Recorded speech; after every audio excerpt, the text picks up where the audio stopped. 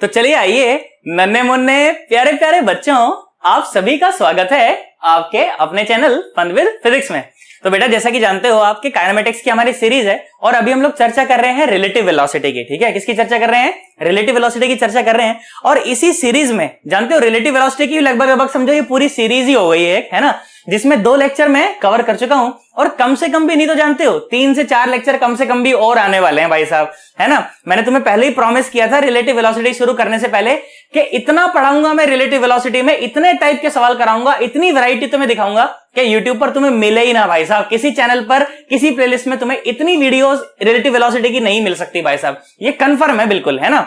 अच्छा याद करो, तो जो सबसे पहली वीडियो थी रिलेटिव वेलोसिटी की, उसमें मैंने तुम्हारे साथ बात करी थी बिल्कुल बेसिक फार्मूला की कि रिलेटिव वेलोसिटी का बेसिक फार्मूला आता कैसे है, इसका लॉजिक क्या है, और इसके अलावा जो चोर पुलिस वाली प्रॉब्लम होती है, याद करो चोर पुलिस वाली प्रॉब्लम होती है ना रिलेटिव वेलोसिटी में, कितने बढ़िया सवाल बनते हैं, वो सारे के सारे मैंने पहली वीडियो में कवर करे। ठीक है, इसके अलावा जो दूसरी वीडियो बनाई मैंने, दूसरी वीडियो में मैंने आप लोगों को बताया मोशन अंडर ग्रेविटी में भी रिलेटिव का इस्तेमाल कैसे किया जाता है। कि अगर कोई टावर होता, ऊपर से एक पत्थर फेंक देता, नीचे से एक पत्थर फेंक देता, कब मिलेंगे, कहां मिलेंगे, और इस तरह के सवाल मैंने तुम्हें बिना पेन चलाए करने सिखाए थे। याद करो कितनी टफ कैलकुलेशन हो जाती है, कम से कम भी नहीं तो आधा पेज भाई साहब या तो पौना पेज, एक पेज भर जाता है इस तरह के सवालों में। परंतु मैंने तुम्हें ऐसी ट्रिक्स बताई फिर उसमें कि बिना पेन चलाए हम इस सवाल का सॉल्व कर सकते हैं।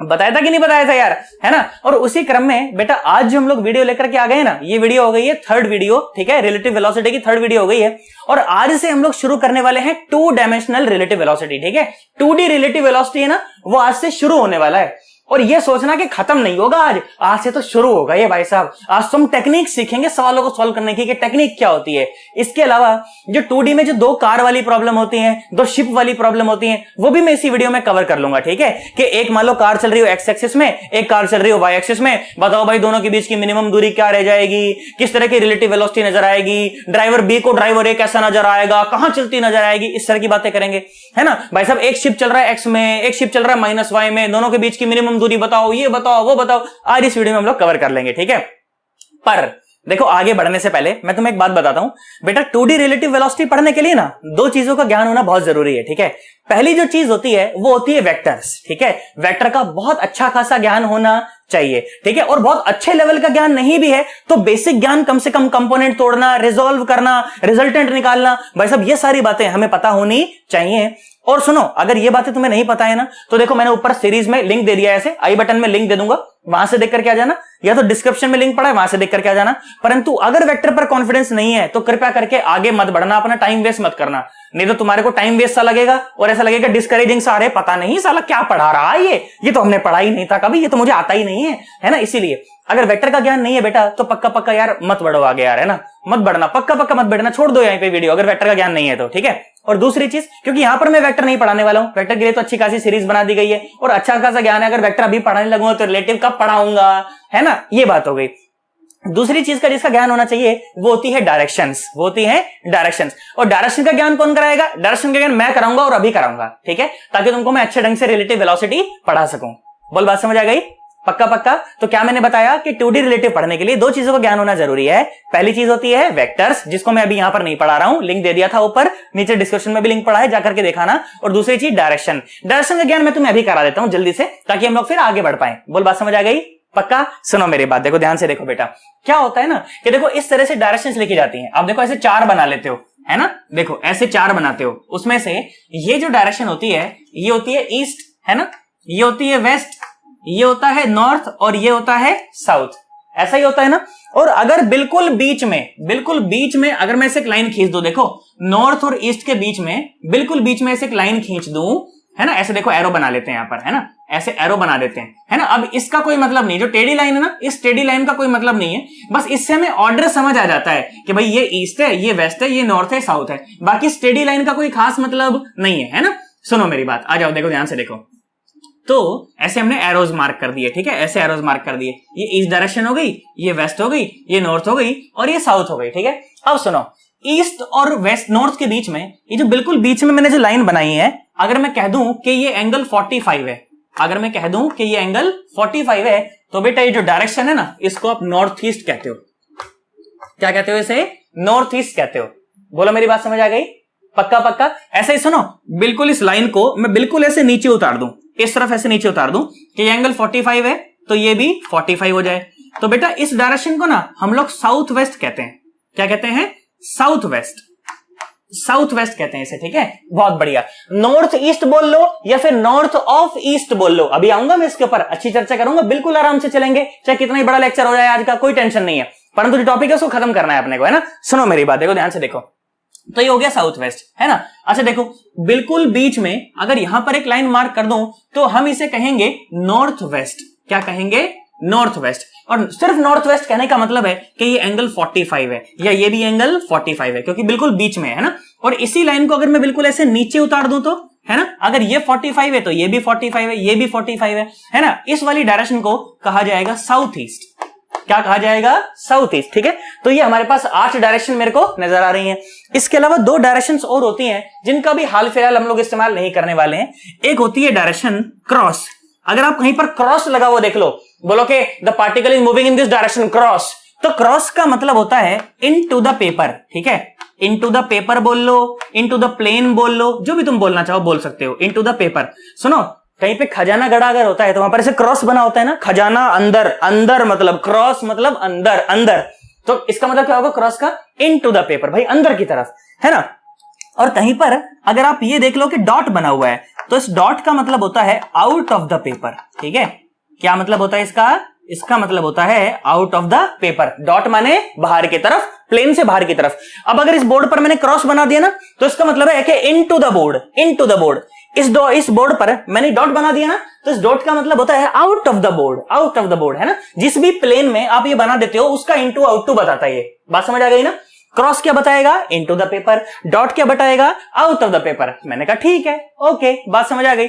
तो इस तरह से हमें यहां पर 10 डायरेक्शंस बताई गई, है ना। क्या बताया? East, west, north, south. इसके अलावा north east, south west, north west और साउथ ईस्ट। बोल, बात समझ आ गई। सोच करके देख, ईस्ट का उल्टा क्या होता है? ईस्ट का उल्टा होता है वेस्ट। ईस्ट का उल्टा क्या होता है? वेस्ट। नॉर्थ का उल्टा क्या होता है? South, south, south. नीचे देखो, नॉर्थ का उल्टा क्या होता है? अपने नीचे मत देखो, ऐसे देखो नीचे, मेरे को ऐसे नीचे देख रहे हैं, क्या हो गया वहां पर, है ना। ऊपर नॉर्थ तो नीचे साउथ, है ना। अच्छा, नॉर्थ वेस्ट का उल्टा क्या होता है? नॉर्थ वेस्ट का उल्टा होता है साउथ ईस्ट। क्या होता है? South east. और नॉर्थ ईस्ट का उल्टा क्या होता है? नॉर्थ ईस्ट का उल्टा होता है साउथ वेस्ट। बोलो, बात समझ आ गई।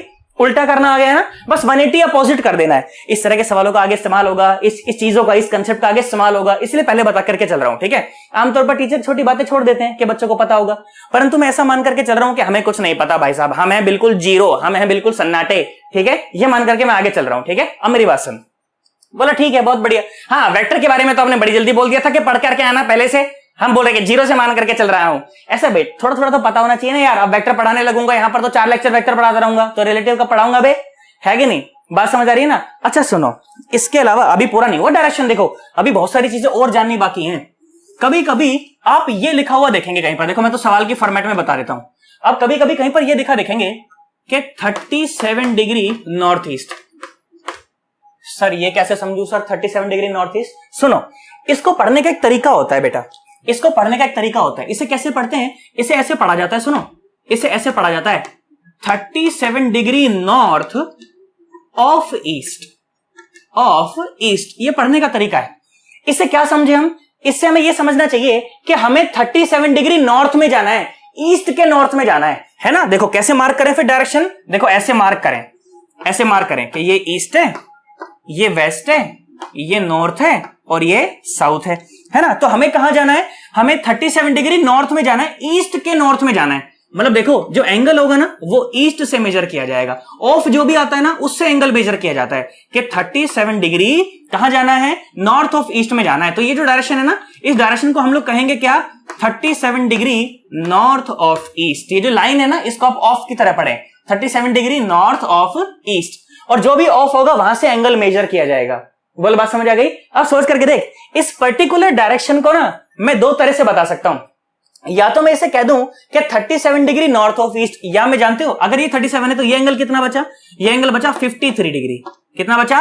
53 डिग्री। तो इसी डायरेक्शन को जानते हो मैं ये भी कह सकता हूं कि 53 डिग्री ईस्ट ऑफ नॉर्थ। क्या कह सकता हूं मैं? 53 डिग्री ईस्ट ऑफ नॉर्थ। कि हमें कहां जाना है? हमें 53 डिग्री ईस्ट में जाना है ऑफ नॉर्थ। मतलब कि एंगल कहां से मेजर होगा? नॉर्थ में।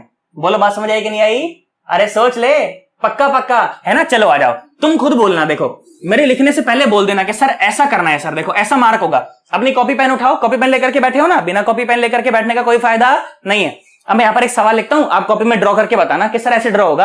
अगर ड्रॉ कर दिया तो मैं समझ जाऊंगा भाई क्या आ गया तुमको, है ना? सुनो, मैंने बोला मान लो 30 डिग्री, मैंने बोला मान लो साउथ वेस्ट। चलो करो, ड्रॉ करो 30 डिग्री साउथ वेस्ट। करो करो करो करो, take your time, take your time, कोई जल्दी नहीं अपने को, अपन तो यहां पर ऐसे घूमने आए हैं भाई साहब। करो, तुम कर दिया? सोच ले, आगे बढ़ूं? वीडियो को स्टॉप कर दिया करो, है ना? करो, बोलो बोलो बोलो, देख रहा हूं मैं भाई साहब, तुम्हें ही देख रहा हूं, तुम कर रहे हो कि नहीं कर रहे हो? कर लिया ना? देख सुना जा, चलो मार्क करते हैं 30 डिग्री साउथ वेस्ट, है ना? आ जाओ भाई, लो ये लो, खोपाच खोपाच खुपचू खुपचू, ये लो, देखो ध्यान से देखो, ईस्ट वेस्ट नॉर्थ साउथ। अच्छा भाई, हमें कौन से क्वाड्रेंट में रहना है? साउथ वेस्ट वाले में, साउथ वेस्ट वाले में। सुनो, 30 डिग्री साउथ की तरफ जाना है ऑफ वेस्ट, मतलब कि एंगल मेजर कहां से होगा? एंगल मेजर होगा वेस्ट से, और कितना? 30 डिग्री। ये बात भाई साहब, तो ये जो डायरेक्शन है ना, इस डायरेक्शन को हम लोग कहेंगे 30 डिग्री साउथ ऑफ वेस्ट, है ना? ऑफ होता है ना, वहां से एंगल मेजर होता है। अब सोच, इसी चीज को मैं एक और तरीके से भी कह सकता हूं। सोच, अगर ये 30 डिग्री है तो क्या ये 60 डिग्री है क्या? हाँ सर, बिल्कुल 60 डिग्री है। तो आप इसी डायरेक्शन को ये भी कह सकते हो कि 60 डिग्री वेस्ट ऑफ साउथ, ठीक है? 60 डिग्री वेस्ट ऑफ साउथ। भाई साहब, दोनों बातों का एक ही मतलब निकलेगा, इसमें कोई परेशानी वाली बात नहीं है। आई होप अपने को डायरेक्शन मार्क करनी आ गई होंगी, मुझे ज्यादा चीची पीपी करने की जरूरत नहीं है। सर ये सब क्यों बता रहे हो? क्योंकि भाई साहब सवालों में ये चीजें मिलती हैं कि गाड़ी जा रही है 37 degree east west, east north, east west कौन सी जाती है? नॉर्थ ही जा रही है, साउथ वेस्ट जा रही है। तो भाई साहब जब तक ये प्लॉट करना ही नहीं आएगा, जब तक ये मार्क करना ही नहीं आएगा, सवाल क्या तंबूरा करेंगे भाई साहब? बोल, बात समझ आ रही है? मैं सवालों को करने के लिए जो छोटी छोटी कड़ियां है ना, मैं उन कड़ियों को जोड़ रहा हूं। अब देखो, बात समझ आ रही है? 110%। सोच ले भाई साहब, पक्का पक्का एकदम, है ना? मैं ऐसी आशा करता हूं अपने को डायरेक्शन देनी आ गई।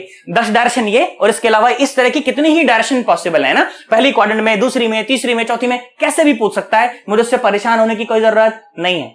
बोल, बात समझ आ गई? सोच ले, 110%। चलो आ जाओ, अच्छे से इसका स्क्रीनशॉट ले लो, उसके बाद फिर मैं चर्चा को और आगे बढ़ाऊंगा। आओ बेटा, चलो अब चर्चा को थोड़ा सा और आगे बढ़ाते हैं, और हल्की सी बात मैं वेक्टर्स की और कर लेता हूं 2 4 5 मिनट, ठीक है? बिल्कुल बेसिक में नहीं उतरूंगा, मैं बिल्कुल अंदर नहीं उतरूंगा गहराई में, परंतु बेसिक बेसिक सी बात करूंगा ताकि मैं इस चर्चा से उसको रिलेट कर पाऊं, ठीक है? अब मेरी बात सुनो, देखो फॉर एग्जाम्पल अगर मैं ऐसा बोल दूं कि मान लो मेरे पास ना ये कोई वेक्टर है यहां पर, ठीक है? मैंने बोला मान लो ये कोई ए वेक्टर है, ठीक है? और मैंने बोला बेटा मान ले ये कोई बी वेक्टर है, ठीक है? ये क्या है? कोई बी वेक्टर है, और इनके बीच में ये जो एंगल है ना, ये थीटा है। इनके बीच में जो एंगल है वो ये थीटा है।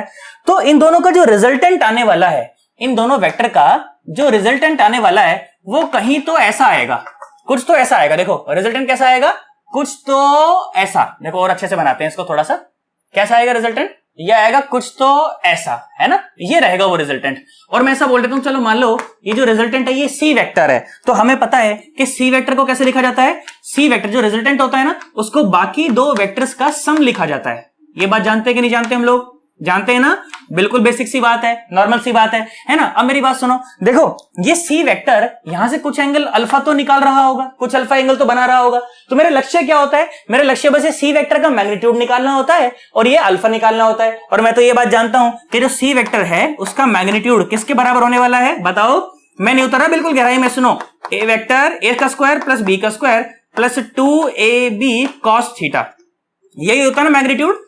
और ये अल्फा, अल्फा कितना आता है? तू बोल, अल्फा कितना आता है? मैं नहीं बता रहा, अल्फा तुम बताओगे। अल्फा कितना आता है? 10 अल्फा। 10 अल्फा बता दो। चलो 10 अल्फा कितना आएगा? ये आएगा, देखो ध्यान से देखो, अगर ये बी है तो ये भी बी है ना, है ना? और अगर ये थीटा है तो ये भी थीटा है ना? तो यहां से अगर हम लोग परपेंडिकुलर ड्रॉप कर दें यहां पर, है ना, तो ये आ जाएगा बी का कॉस थीटा और ये आ जाएगा बी का साइन थीटा। फिर इस पूरी रेक्टेंगल ट्राइंगल में आप लोग क्या लगा देंगे? टेन थीटा लगा देंगे, 10 अल्फा लगा देंगे, तो क्या मिल जाएगा? 10 अल्फा, ये मिल जाएगा बी का साइन थीटा और divided by a plus b का कॉस थीटा, है ना? देखो आई होप हमारे को अगर वेक्टर का ज्ञान है तो हमें ये बातें पता है कि 10 अल्फा इतना आता है और सी वेक्टर का जो मैग्नीट्यूड होता है वो इतना आता है। ये बात जानता हूं ना मैं। मैंने कुछ नई बात तो नहीं कर दी, बिल्कुल बेसिक बात करी। Parallelogram law of vector addition में मैंने बस आपको रिजल्टेंट निकाल के दिखाया, रिजल्टेंट का मैग्नीट्यूड बताया और उसका एंगल बताया कि वो कितना एंगल बना रहा है ए वेक्टर से। ये अल्फा कहां से बन रहा है, ये ए वेक्टर से एंगल बन रहा है, इसमें कोई परेशानी वाली बात नहीं है। आई होप हमें बात समझ आ गई होगी यार, है ना। ये मैं एक्सपेक्ट करता हूं कि ये सब बातें हमें पता है, रिजल्टेंट निकालना, ये निकालना, वो निकालना, ऐसी मैं आशा करता हूं ये सब हमें पता है भाई साहब। ये नहीं पता तो फिर आगे बढ़ने का कोई फायदा नहीं है। बात समझ आ रही है ना, सोच ले बेटा मेरी बात सुन देख। अब मैं इसको ना अपने रिलेटिव से जोड़ने का धीरे धीरे मैं प्रयास करूंगा, ठीक है। इससे पहले वेक्टर में ही हम लोग थोड़ी सी चर्चा करेंगे। सुनो मेरी बात सुनो, देखो ध्यान से देखो। मैंने बोला कि बेटा ये रिलेशन है मेरे पास, क्या कि C vector is equal to A vector और प्लस बी वेक्टर, है ना, यही है ना, पक्का पक्का।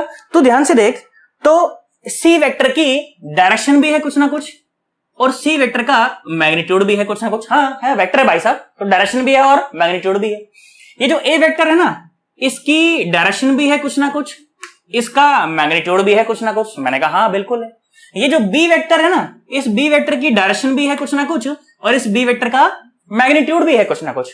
तो जब मैं ये रिलेशन लिखता हूं कि C vector is equal to A vector plus B vector, तो वाकई में यहां पर 3 चीजें नहीं है, यहां पर 6 चीजें इन्वॉल्व है भाई साहब। यहां पर 6 चीजें इन्वॉल्व है, यहां पर 6 वेरिएबल्स हैं हमारे पास, है ना। सी वेक्टर की डायरेक्शन मैग्नीट्यूड, ए वेक्टर की डायरेक्शन मैग्नीट्यूड और बी वेक्टर की डायरेक्शन मैग्नीट्यूड। तो बेसिकली हमारे पास 3 वेरिएबल नहीं है, हमारे पास वेरिएबल है 6। हमारे पास वेरिएबल है 6।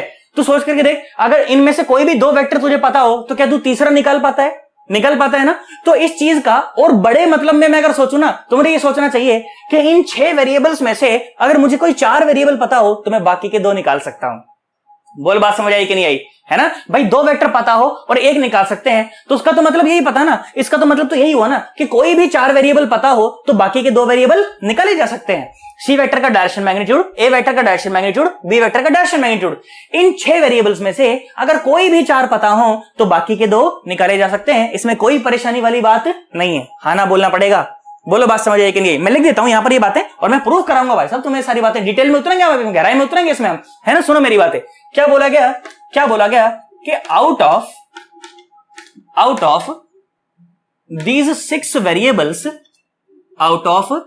these 6 variables, if any 4 are known, then we can find the rest of the two, ठीक है। ये बात अभी पूरी नहीं है, ये बात अधूरी है, इसको पूरी करूंगा अभी थोड़ी देर बाद, ठीक है। ये बात अधूरी है, मैं बोल रहा हूं अधूरी है, अभी पूरी बात नहीं है, बात पूरी बाद में करूंगा इसको, ठीक है। हम मेरी बात सुन, देख ध्यान से देख।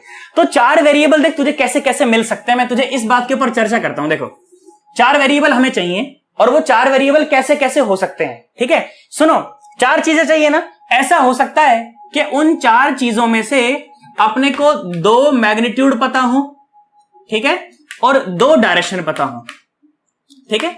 ऐसा पॉसिबल है कि नहीं है, तुम बोलो भाई साहब। इन 4 में से, इन 6 में से हमें कोई 4 पता है, ठीक है। इन 6 में से हमें कोई 4 पता है भाई साहब। यही करना है तुम्हें रिलेटिव के हर एक सवाल में भाई साहब। तुम्हें बहुत सारी चीजें दी रहेंगी, उनमें से चीजें ढूंढनी है और बाकी की निकालनी है। इसलिए भाई साहब कड़ियों को जोड़ रहा हूं मैं धीरे धीरे। बिल्कुल अलग अप्रोच है भाई साहब, यूट्यूब पर है ही नहीं है चीजें कहीं पर भी, इसलिए तो बच्चा अटकता है। एडवांस लेवल के सवाल नहीं होते उससे, अब हो जाएंगे सारे के सारे। मेरी बात सुनता चल तू, तो बस देख मजे से चल। और थोड़ा सा टफ टॉपिक है भाई साहब, तो साथ रहना। मेरे बुद्धि वाले बच्चे का खेल है ये, ऐसा नहीं होगा भाई साहब। लल्लू पंजू बच्चे का खेल नहीं है ये, बुद्धि वाले बच्चे का खेल है। तो अपने को बुद्धि वाला बच्चा बनना है भाई साहब, है कि नहीं।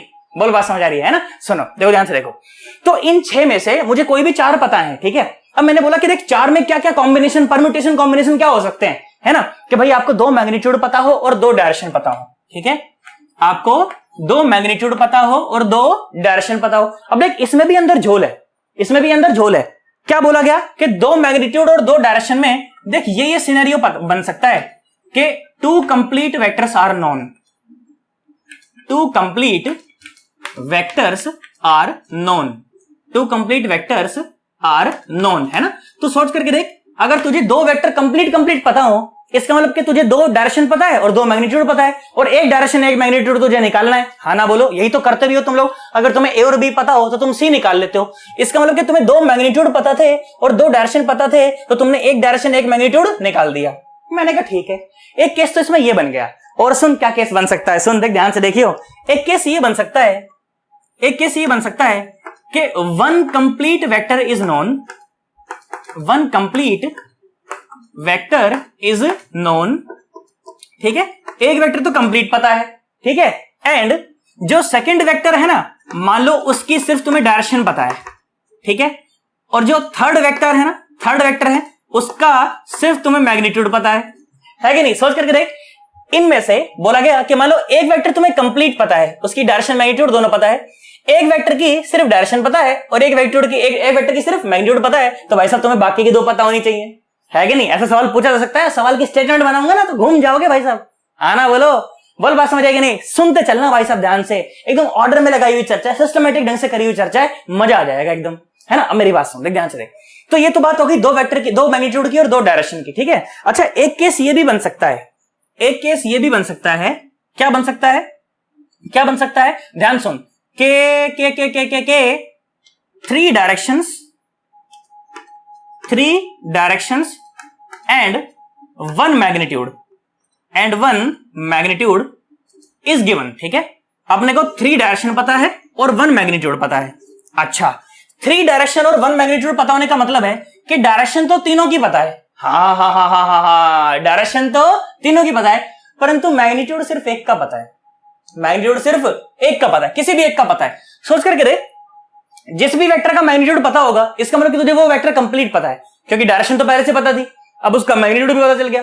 तो एक वेक्टर, तो इसका क्या मतलब हुआ? इसको अगर गहराई में उतर जाऊं मैं तो इसका यह मतलब है कि one complete vector is known, one complete vector is known and other two directions are known, other two directions are known, है ना? इसका तो ये मतलब है, मैंने कहा हाँ बिल्कुल, है ना? Three directions and one magnitude, इसका क्या मतलब है कि अपने को एक वेक्टर तो कोई भी कंप्लीट पता है, मान लो ये कंप्लीट पता है तो बाकी दो की डायरेक्शन पता है, अगर ये कंप्लीट पता है तो बाकी दो की डायरेक्शन पता है, अगर ये कंप्लीट पता है तो बाकी दो की डायरेक्शन पता है, ये केस है। बोल बात समझ आ गई? पक्का पक्का। अच्छा, एक केस ये भी तो किसी बच्चे के दिमाग में आ सकता है कि sir one direction and three magnitude, sir आपने ही बोला सर अभी थोड़ी देर पहले कि कोई भी चार पता होने चाहिए, कोई भी चार पता होना चाहिए, तो सर ये केस भी तो हो सकता है सर कि सिर्फ एक डायरेक्शन पता हो और बाकी तीनों मैग्नीट्यूड पता हो, इसका भी मैग्नीट्यूड पता हो, इसका पता हो, इसका पता हो, और सिर्फ इसकी डायरेक्शन पता है मान लो, या सिर्फ इसकी डायरेक्शन पता है मान लो, या सिर्फ इसकी डायरेक्शन पता है मान लो, फिर बोला जाए कि बताओ बाकी चीजें बताओ, मतलब कि बाकी दो डायरेक्शन बताओ। तो बेटा एक बात बता दूं तुम्हें कि भाई साहब ऐसा पॉसिबल नहीं है। This is the constraint of vector कि अगर मुझे तीन वेक्टर पता हो, एक वेक्टर उन दोनों में से बाकी दो का समय, तो मुझे पक्का पक्का उनमें से दो डायरेक्शन कम से कम पता होनी चाहिए, तभी मैं सॉल्व कर सकता हूं, नहीं तो सॉल्व नहीं कर सकता। तीन वेक्टर में से कम मुझे दो की डायरेक्शन पता होनी चाहिए, अगर मुझे दो की डायरेक्शन नहीं पता तो भाई साहब वो प्रॉब्लम सॉल्वेबल नहीं है। इसका मतलब कि जो दो चार चीजें, देखो आउट ऑफ सिक्स, मैंने बोला था ना अधूरी बात है, पूरी करता हूं सुन। Out of six variables if any four are known then we can find the rest of the two and out of these four two must be direction. ये बात है भाई साहब, पूरी बात। Out of these four the two must be the direction of any three vector, है ना, any of the two vectors. बोल बात समझ आएगी नहीं? ये पूरी बात है। मैंने क्या बोला था कि out of these six variables if any four are known then we can find the rest of the two, है ना, but out of these four the two must be the direction. भाई साहब ये वेक्टर की constraint है भाई साहब, ये बंधन है हमारे ऊपर, भाई साहब कुछ नहीं कर सकते। अगर तीन वेक्टर में से दो की डायरेक्शन नहीं पता तो फिर बाकी चीजें सॉल्व करना पॉसिबल नहीं। आई होप तुम्हें मेरी बात समझ आ गई होगी। इसलिए इस तरह का कोई सवाल तुम्हें पेपर में मिलेगा भी नहीं, क्योंकि सॉल्वेबल ही नहीं है ना, प्रॉब्लम ही सॉल्वेबल नहीं है, तो इस तरह का कोई भी सवाल हमें पेपर में नहीं मिलेगा, है ना। क्या लिखेंगे हम कि constraint of vector, constraint of vectors, ठीक है, नॉट सॉल्वेबल, ठीक है, नॉट सॉल्वेबल। भाई साहब सॉल्व नहीं कर सकते हम इसको, ठीक है। कम से कम टू डायरेक्शन चाहिए अपने को, minimum two directions are required, तभी उसे सॉल्व कर पाना पॉसिबल है, और नहीं तो सॉल्व कर पाना पॉसिबल नहीं है। मैं तो यहां पर लिख देता हूं कि out of those four the two must be the directions, ठीक है। Out of those four two must be the direction, two must be the directions, two must be the direction. तू सोच करके देख, देख दो डायरेक्शन, देख दो डायरेक्शन, दो से ज्यादा है ना, पर है तो सही दो डायरेक्शन, तो कम से कम दो डायरेक्शन पता होनी चाहिए, नहीं तो सॉल्व नहीं कर पाओगे उसको। बोलो बात समझ आई कि नहीं आई? पक्का पक्का सोच ले कि भाई साहब 4 वेरिएबल हमको 6 में से पता हो तो बाकी 2 निकाले जा सकते हैं, पर जो 4 आपको जो पता है उनमें से कम 2 डायरेक्शन होनी चाहिए, और नहीं तो सॉल्व नहीं हो पाएगा भाई साहब। बोल बात समझ आ गई? 110%। सोच ले, सवालों को शुरू करने से पहले कुछ इलस्ट्रेशन लूंगा, बेसिक पहले तुम्हें थोड़ा सा वेक्टर्स में खिलाऊंगा मैं, ताकि थोड़ा अपने को तो अंदर कॉन्फिडेंस आ जाए। हाँ यार देखा सॉल्व करते हैं यार। बोल बात समझ आ गई? सोच ले, 110% लॉक कर दिया जाए एकदम ढंग से, है ना। चलो इसका मस्त सा ले लो स्क्रीनशॉट, और उसके बाद फिर मैं चर्चा को और आगे बढ़ाऊंगा, ठीक है। करो। अब चर्चा को थोड़ा सा और आगे बढ़ाने से पहले मैं आपसे एक बेसिक सा क्वेश्चन कराता हूं, ठीक है, और फिर हम लोग देखते हैं कि हम लोग कितना जानते हैं, और उसी हिसाब से फिर हम लोग आगे बढ़ते हुए चले जाएंगे, ठीक है। अब मेरी बात सुन, देख ध्यान से देख। मैंने आप लोगों को बोला कि मैंने कहा चलो मैं आपको ना 2 वेक्टर दे देता हूं, आपको मुझे उन 2 वेक्टर का रिजल्टेंट निकाल करके दिखाना है कि कैसा आता है, ठीक है। अब मेरी बात सुन देख, मैंने बोला कि चलो मान लो जो ए वेक्टर है ना, मैंने बोला मान लो वो है 14 यूनिट, या मान लो चलो 14 यूनिट कर लेते हैं। बोला गया कि ए वेक्टर जो है ना वो है 14 यूनिट और ईस्ट उसकी डायरेक्शन है, ठीक है, ईस्ट उसकी डायरेक्शन है, ठीक है।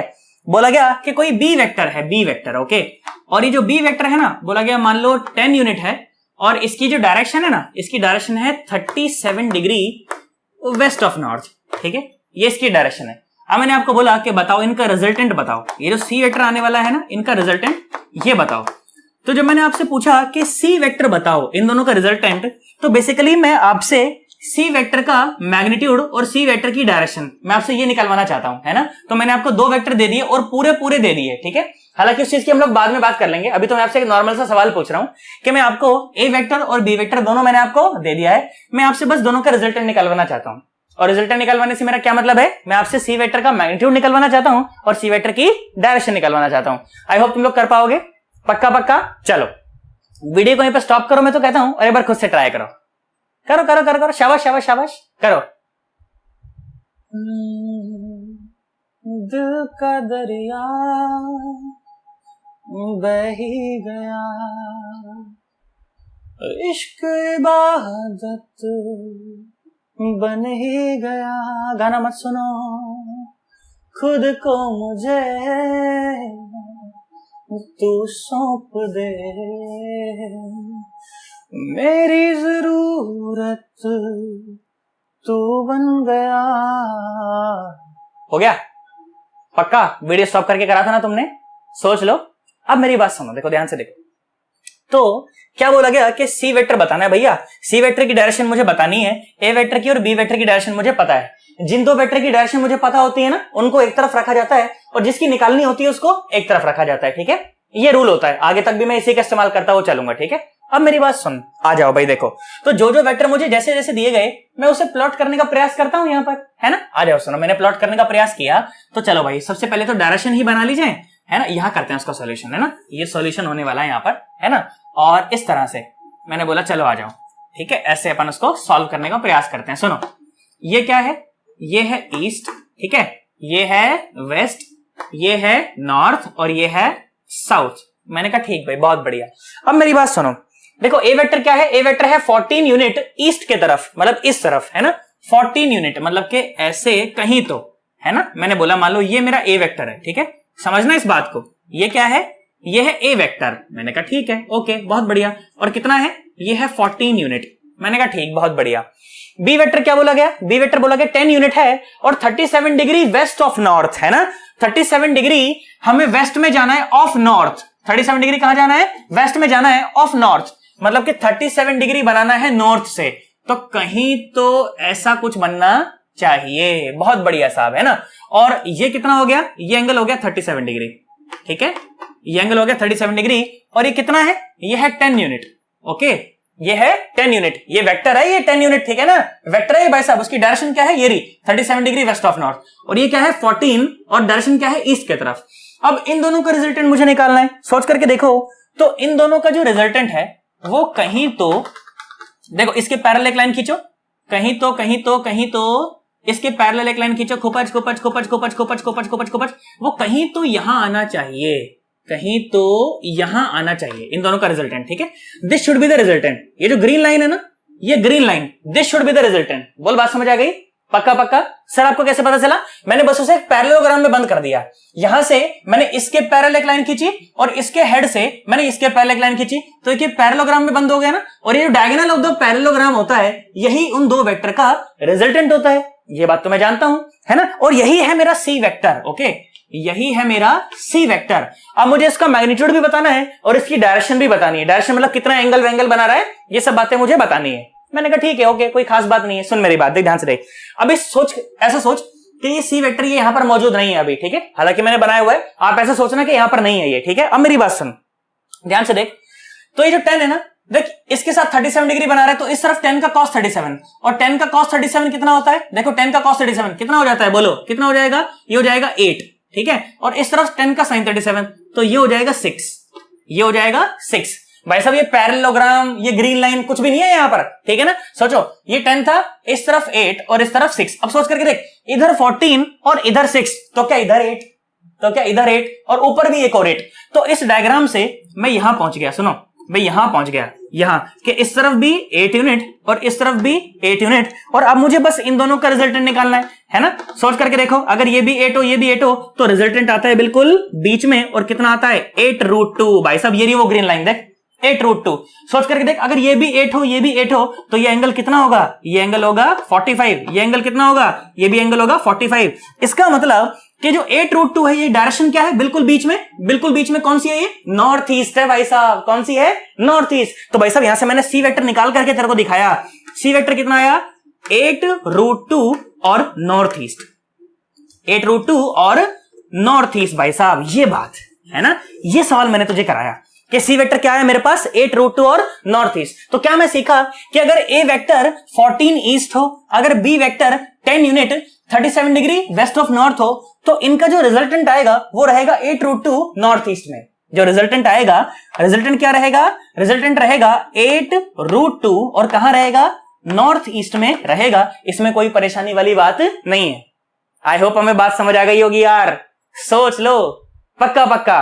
अच्छा, मैंने क्यों करवाया तुम्हें ये सवाल, उसके पीछे मेरा रीजन है। अब तुम सोचो, अगर मुझे वो तुम्हें तीनों वैरायटी तुम्हें समझानी है, तो तीनों वैरायटी समझाने के लिए मुझे ए vector, B vector, C vector कुछ मानने पड़ेंगे ना, तभी तो मैं तुम्हें सारी चीजें समझा पाऊंगा। तो इसीलिए मैंने एक सवाल तुम्हें करा दिया और तुम्हें वैल्यूज निकलवा करके दिखा दी कि अगर ए वेक्टर ऐसा हो, बी वेक्टर ऐसा हो, तो उनका रिजल्टेंट ये आता है। ये डेटा वेरीफाई करवा दिया तुम्हें कि अगर ए वेक्टर ऐसा हो, बी वेक्टर ऐसा हो, तो सी वेक्टर पक्का पक्का ऐसा आएगा। ये मैंने तुम्हें वेरीफाई करवा दिया, है ना। बोल पक्का पक्का। अब मैं तुम्हें वही 3 वैरायटी सिखाऊंगा। अब तुम देखो यहां पर तुम्हें देखो 6 चीजें नजर आ रही होंगी। ए वेक्टर का मैग्नीट्यूड, उसकी डायरेक्शन, बी वेक्टर का मैग्नीट्यूड, उसकी डायरेक्शन, सी वेक्टर का मैग्नीट्यूड, उसकी डायरेक्शन। अब इनमें से कोई भी 4 तुम मुझे बोल देना कि सर ये 4 ले लो और सर बाकी 2 निकाल दो, मैं तुझे निकाल करके दिखा दूंगा। बोल बात समझ आई कि नहीं आई भाई साहब? इन 6 में से कोई भी 4, जिनमें से 2 पक्का पक्का डायरेक्शन होनी चाहिए, ठीक है ना, नहीं तो नहीं निकलेगा भाई साहब, है ना। इन 6 में से कोई भी 4 तुम बोलोगे कि सर ये 4 चीजें आप ले लो सर और बाकी 2 निकालो, बस वही वैरायटीज है ना। बोलो। और अगर तुमने वो कर दिया भाई साहब, वो 3 वैरायटी तुम्हें समझ आ गई, इसका मतलब तुम्हें पूरी रिलेटिव आती 2D की भाई साहब। तुम्हारे दिमाग में पूरी 2D की रिलेटिव है, तुम्हें परेशान होने की कोई जरूरत नहीं। फिर तो बस प्रैक्टिस प्रैक्टिस प्रैक्टिस प्रैक्टिस करनी है। बोल बात समझ आ जाएगी, हाँ ना। बोल बोल बात समझ आई? पक्का पक्का। सोच ले, है ना। चलो आ जाओ, इसको एक बार नोट करो बढ़िया ढंग से। इसे मैं लिखा रहने दूंगा इन तीनों चीजों को, और इस डायग्राम को मिटा करके सबसे पहली वैरायटी तुम्हें मैं दिखाऊंगा। बात समझ आ गई ना? सोच ले। चलो आ जाओ, इसको नोट कर लो बढ़िया ढंग से, उसके बाद फिर मैं चर्चा को और आगे बढ़ाता हूं। आ जाओ, चलो सुनो। तो जो सबसे पहली वैरायटी थी वो थी हमें 2 मैग्नीट्यूड पता हो और 2 डायरेक्शन पता हो। उसमें भी जो सब वैरायटी थी वो पहली वैरायटी थी कौन सी? कि हमें 2 कंप्लीट वेक्टर पता हो और एक तीसरा वेक्टर हमें बताना हो, ठीक है।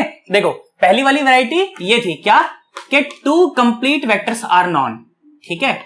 2 कंप्लीट वेक्टर्स एनी 3, इन तीनों में से, उनमें से कोई भी 2, any two out of the 3 are known, ठीक है। बहुत बढ़िया। तो 2 कंप्लीट वेक्टर्स आर नोन, ठीक है। 2 कंप्लीट वेक्टर्स आर नोन। मैंने कहा ठीक, बहुत बढ़िया भाई, हमें कोई भी 2 कंप्लीट वेक्टर पता है। सुन, ए बी और सी में से कोई भी 2 वेक्टर हमें पता है और हमें तीसरा बताना है, ठीक है। मेरी बात सुन, देख हमें 6 चीजों की बात करनी है ना, तो मैं उसे टेबुलर फॉर्म में लिखता हूं, यहां पर टेबल फॉर्म में, बिल्कुल बेसिक से चलते हैं, ठीक है। देखो ध्यान से देखो, एक तो हमारे पास चीज है मैग्नीट्यूड, एक हमारे पास चीज है डायरेक्शन, ठीक है।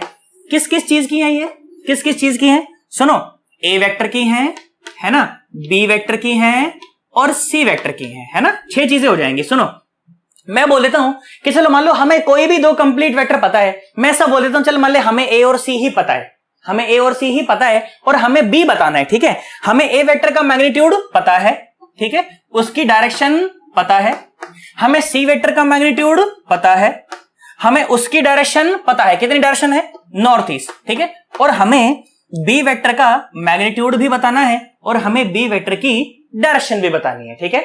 पहली वैरायटी हो गई सवालों की।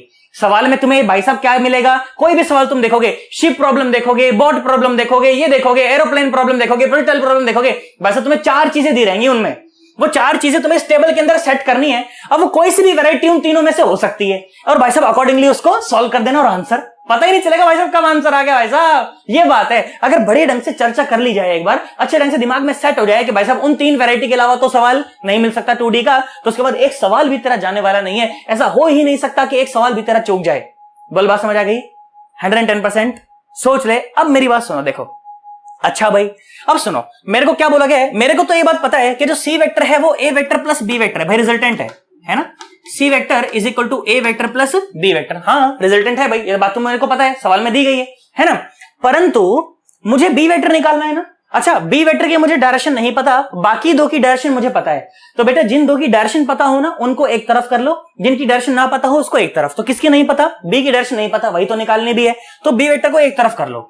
तो ये कितना आ गया, b vector is equal to c vector और माइनस ए वेक्टर, ठीक है। मतलब के बी वेक्टर जो है ना वो रिजल्टेंट है किस किस का, सी वेक्टर का और माइनस ए वेक्टर का। देखो ऐसे लिख सकता हूं इसको, सी वेक्टर प्लस ब्रैकेट के अंदर माइनस ए लिख सकता हूं ना, सी वेक्टर प्लस का निशान लगाएंगे, ब्रैकेट के अंदर लिख देंगे माइनस ए।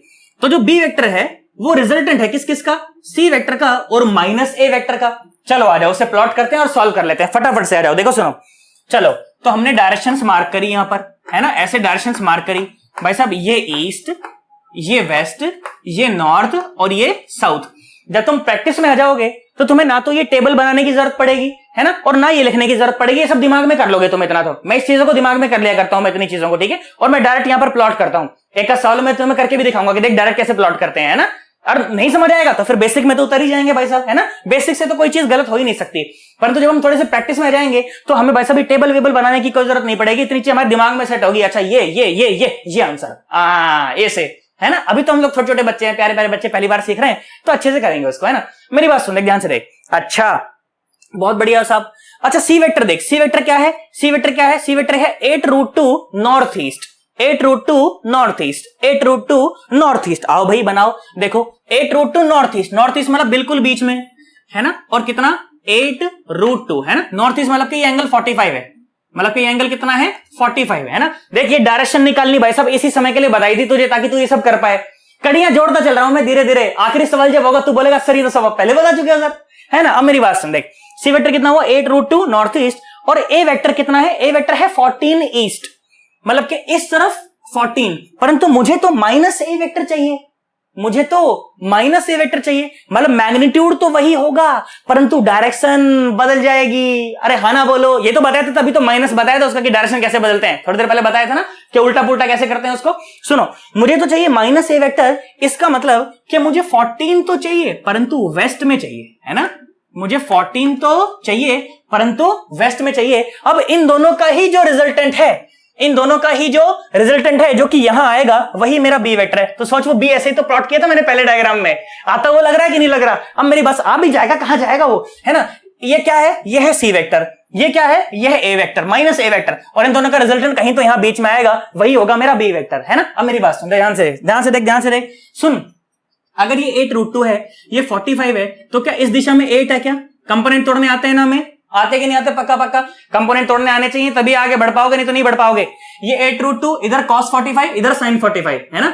8√2 का cos 45, 8√2 का sin 45, 8√2 का cos 45, 8√2 का sin 45, तो ये भी 8 और ये भी 8, है ना। अब सोच करके देख, ऊपर तो 8 है, इधर 14 है, इधर 8 है, तो इधर कितना है, 14 में से 8 घटा दो, क्या 6 आ जाएगा, मतलब कि इस तरफ है 6 और इस तरफ कितना है, इस तरफ है 8, इस तरफ है 8। तो भाई साहब इसका जो रिजल्टेंट आएगा, रिजल्टेंट कहां आएगा, रिजल्टेंट आएगा कहीं तो यहां, है ना, रिजल्टेंट आएगा कहीं तो यहां। अब सोच करके देखो 8 और 6 का रिजल्टेंट कितना आया, बोलो अंडर द रूट 64 प्लस 36, ये कितना है अंडर रूट 100 मतलब कि 10। देख आ गया बी वेक्टर का मैग्नीट्यूड क्या यही है, क्या मैंने वेरीफाई करा दिया है ना। और डायरेक्शन डायरेक्शन डायरेक्शन डायरेक्शन सुन, देख ध्यान से देख, बहुत बढ़िया बातें करते हैं, मेरी बात सुना जरा ध्यान से। देखो अगर ये 10 हो और ये 8 हो, अगर ये 10 हो और ये 8 हो तो ये एंगल कितना है 37 डिग्री का एंगल है। बोलो ये बातें मैं जानता हूं कि नहीं जानता, पक्का 10 लगा के भी कर सकते हो, 10 थीटा लगा लो इसके अंदर, 10 थीटा लगाओगे तो क्या बोलोगे 10 थीटा इज इक्वल टू 6/8, कितना आ जाएगा 3/4, तो कितना आ जाएगा 37 डिग्री। अरे हाँ ना तो बोल, यही तो बोला था है ना। और ये डायरेक्शन क्या है, ये डायरेक्शन है नॉर्थ और ये डायरेक्शन है वेस्ट। तुम बताओ 10 की डायरेक्शन क्या आई, 10 की direction I 37 degree west of north, क्या यही था, अरे यही था भाई साहब, सॉल्व कर दिया हमने। तो पहली वैरायटी का जो सवाल है वो इस तरह से सॉल्व किया जाता है, बिल्कुल बेसिक होता है। पहली वैरायटी का जो सबसे पहला जो सवाल मैंने तुम्हें कराया ये सबसे बेसिक वैरायटी है। और जो दूसरी वैरायटी थी ना, दूसरी वैरायटी क्या थी, दो मैग्नीट्यूड और दो डायरेक्शन में क्या वैरायटी थी कि एक तो मैग्नीट्यूड, एक तो वेक्टर पूरा कंप्लीट हो, एक की सिर्फ डायरेक्शन पता हो, एक का सिर्फ मैग्नीट्यूड पता हो, वो सबसे खतरनाक वैरायटी होती है। सबसे खतरनाक वैरायटी जो होती है दूसरे नंबर की होती है और ज्यादातर सवाल उसी के ऊपर मिलते हैं। तो सोचिए ढंग से हो जाए, कोई दिक्कत नहीं है, फालतू टाइम पास है वो तो देखता चल एकदम, है ना। अब मेरी बात सुनो, मैं ऐसी आशा करता हूं कि हमें समझ आ गया होगा। हमें बी वेक्टर हमने निकाल दिया ना यहां से। बी वेक्टर क्या आया, देखो 10 तो आया उसका मैग्नीट्यूड और डायरेक्शन क्या आई, डायरेक्शन आई 37 डिग्री और क्या आया वेस्ट ऑफ नॉर्थ।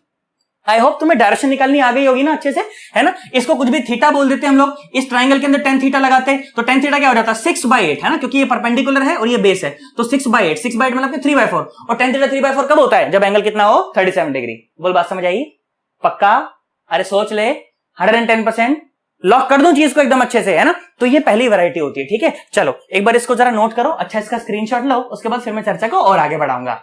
आओ बेटा चलो अब दूसरी वैरायटी की बात करते हैं। दूसरी वैरायटी क्या थी, दूसरी वैरायटी ये थी कि दो मैग्नीट्यूड और दो डायरेक्शन तो पता है, परंतु उनमें से मतलब कॉम्बिनेशन क्या बना कि एक वेक्टर तो पूरा पता है और एक वेक्टर की सिर्फ डायरेक्शन ही पता है और एक वेक्टर का सिर्फ मैग्नीट्यूड ही पता है ना। अब मेरी बात सुनो, देखो ध्यान से देखो, ये हमारी सेकंड वैरायटी थी। सेकंड वैरायटी क्या थी कि one complete vector is non, okay, one complete vector is non, okay. ये तीनों वैरायटी में सबसे टफ अगर कोई पड़ती है ना, थोड़ी बहुत अगर कोई टफ पड़ती है तो वो यही है, इसके अलावा कोई भी टफ नहीं पड़ती, ठीक है। अब मेरी बात सुनो, और ज्यादातर सवाल इसी फॉर्मेट के ऊपर बनते हैं, ठीक है। One complete vector is non, मान लो दूसरे की डायरेक्शन पता है, दूसरा वेक्टर कोई भी हो सकता है, ये मत समझना कि यही दूसरा है या यही दूसरा है, कोई भी हो सकता है ना। कोई दूसरा जो वेक्टर है सेकंड वेक्टर, उसकी मान लो सिर्फ हमें डायरेक्शन पता है या उसका मैग्नीट्यूड पता है ना। और कोई जो थर्ड वेक्टर है उसका मान लो सिर्फ हमें मैग्नीट्यूड पता है या उसकी डायरेक्शन पता है, इस तरह से, ठीक है। पर दो डायरेक्शन पता होनी चाहिए, जो एक तो कंप्लीट वेक्टर में आ गई और एक ये रही, ठीक है। अब सुनो, देखो ध्यान से देखो, तुम जो कहोगे मैं मान लूंगा, देखो ध्यान से देखो, देख एक तरफ तो मैग्नीट्यूड, एक तरफ डायरेक्शन और मेरे पास तीन वेक्टर्स हैं, क्या है, ये है, एक तो ए वेक्टर है, एक बी वेक्टर है, एक सी वेक्टर है, ठीक है। मैं ऐसा मान लेता हूं कि चलो मान लो मुझे पहला वेक्टर ही पूरा पता है, मतलब कि मुझे इसका मैग्नीट्यूड भी पता है और मुझे इसकी डायरेक्शन भी पता है। मैंने कहा ठीक है, ओके सही है। ऐसा मान लेता हूं कि चल मान ले बी वेक्टर का मेरे को सिर्फ मैग्नीट्यूड पता है, मान लो चलो, इसकी डायरेक्शन मुझे नहीं पता, ठीक है, इसकी डायरेक्शन मुझे नहीं पता। और जो सी वेक्टर है ना, इसकी मुझे सिर्फ डायरेक्शन पता है परंतु इसका मुझे मैग्नीट्यूड नहीं पता, ठीक है। तो अब देख 6 चीजों में से कोई भी 4 चीजें मुझे पता है, उनमें से 2 डायरेक्शन मुझे पता है, तो एक डायरेक्शन मुझे निकालनी है और एक मैग्नीट्यूड मुझे निकालना है, बस यही मेरा लक्ष्य है ना, यही मेरा लक्ष्य है, और कोई तो लक्ष्य नहीं है। अब मैंने कहा ठीक भाई यार गड़बड़ हो गई यार, ये तो अब गड़बड़ क्या हुई, कोई गड़बड़ नहीं हुई, सुन मेरी बात सुन, देख ध्यान से देख। तो मुझे एक तो ए वेक्टर की डायरेक्शन पता है, एक मुझे सी वेक्टर की डायरेक्शन पता है, इनके बीच में रिलेशन पता है, ये पता है कि सी वेक्टर जो है वो रिजल्टेंट है भाई साहब ए प्लस बी है, ठीक है।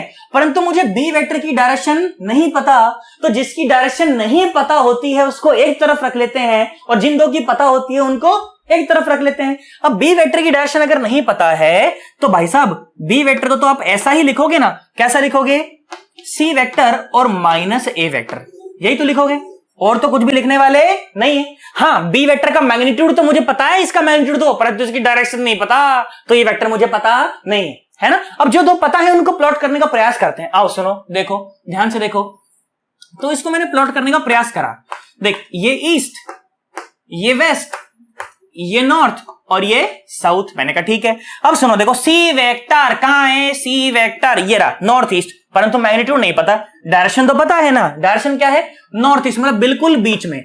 मतलब ये जो एंगल है ना, ये एंगल पक्का पक्का 45 हो रखा है ना।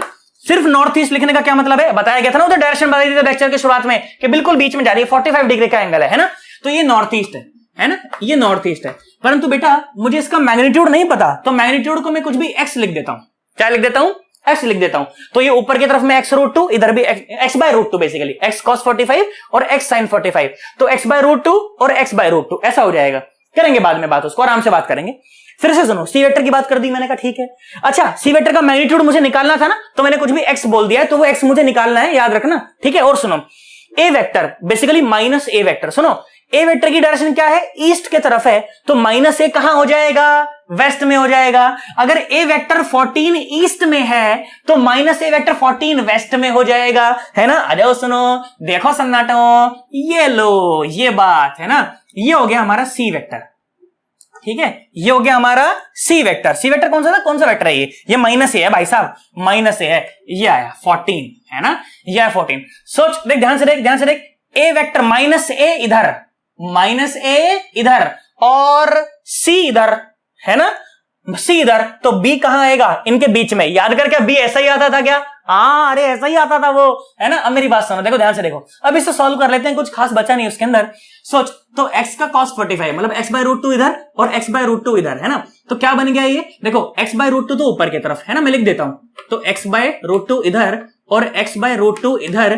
तो इसको अगर सॉल्व करना चाहूं मैं आगे, तो मुझे ऐसा करना चाहिए, इसको कैसे, ऐसे करना चाहिए। सुनो, यहां पर कर लेते हैं कि x बाय रूट टू तो ऊपर, x बाय रूट टू तो ऊपर, और बाकी का इधर कितना, 14 minus x by root two, है ना, 14 minus x by root two. तो इनका जो रिजल्टेंट आने वाला है वो यहां आने वाला है कहीं, तो यहां। ये बात भाई साहब, ये बात बोल, बात समझ आ गई, पक्का पक्का 110%। और ये जो रिजल्टेंट आने वाला है इन दोनों का, है ना, एक वेक्टर इधर है, एक वेक्टर इधर है, तो रिजल्टेंट इधर आएगा। और इसका मैग्नीट्यूड मुझे दिया गया है, कहां गया, कहां गया, कहां गया, कहां गया, कहां गया, कहां गया, ये रहा, है ना। ये जो लाइन है ना, इस लाइन की लंबाई, इसका मैग्नीट्यूड ये मुझे दिया गया, ये मुझे दिया गया। कितना दिया गया है भाई साहब, ये कितना दिया गया है, ये 10 दिया गया है। और ये रिजल्टेंट निकालना मेरे लिए कोई बड़ी बात नहीं है ना। देखो ध्यान से देखो, इन दोनों का जो रिजल्टेंट आने वाला है वो ये आने वाला है, सुनो, x बाय रूट टू का whole square plus 14 minus x by root two का whole square is equal to 10 का स्क्वायर, मतलब के सामने आया 100, मतलब के सामने आया 100। क्या हमें बात समझ आ गई, सोच लो।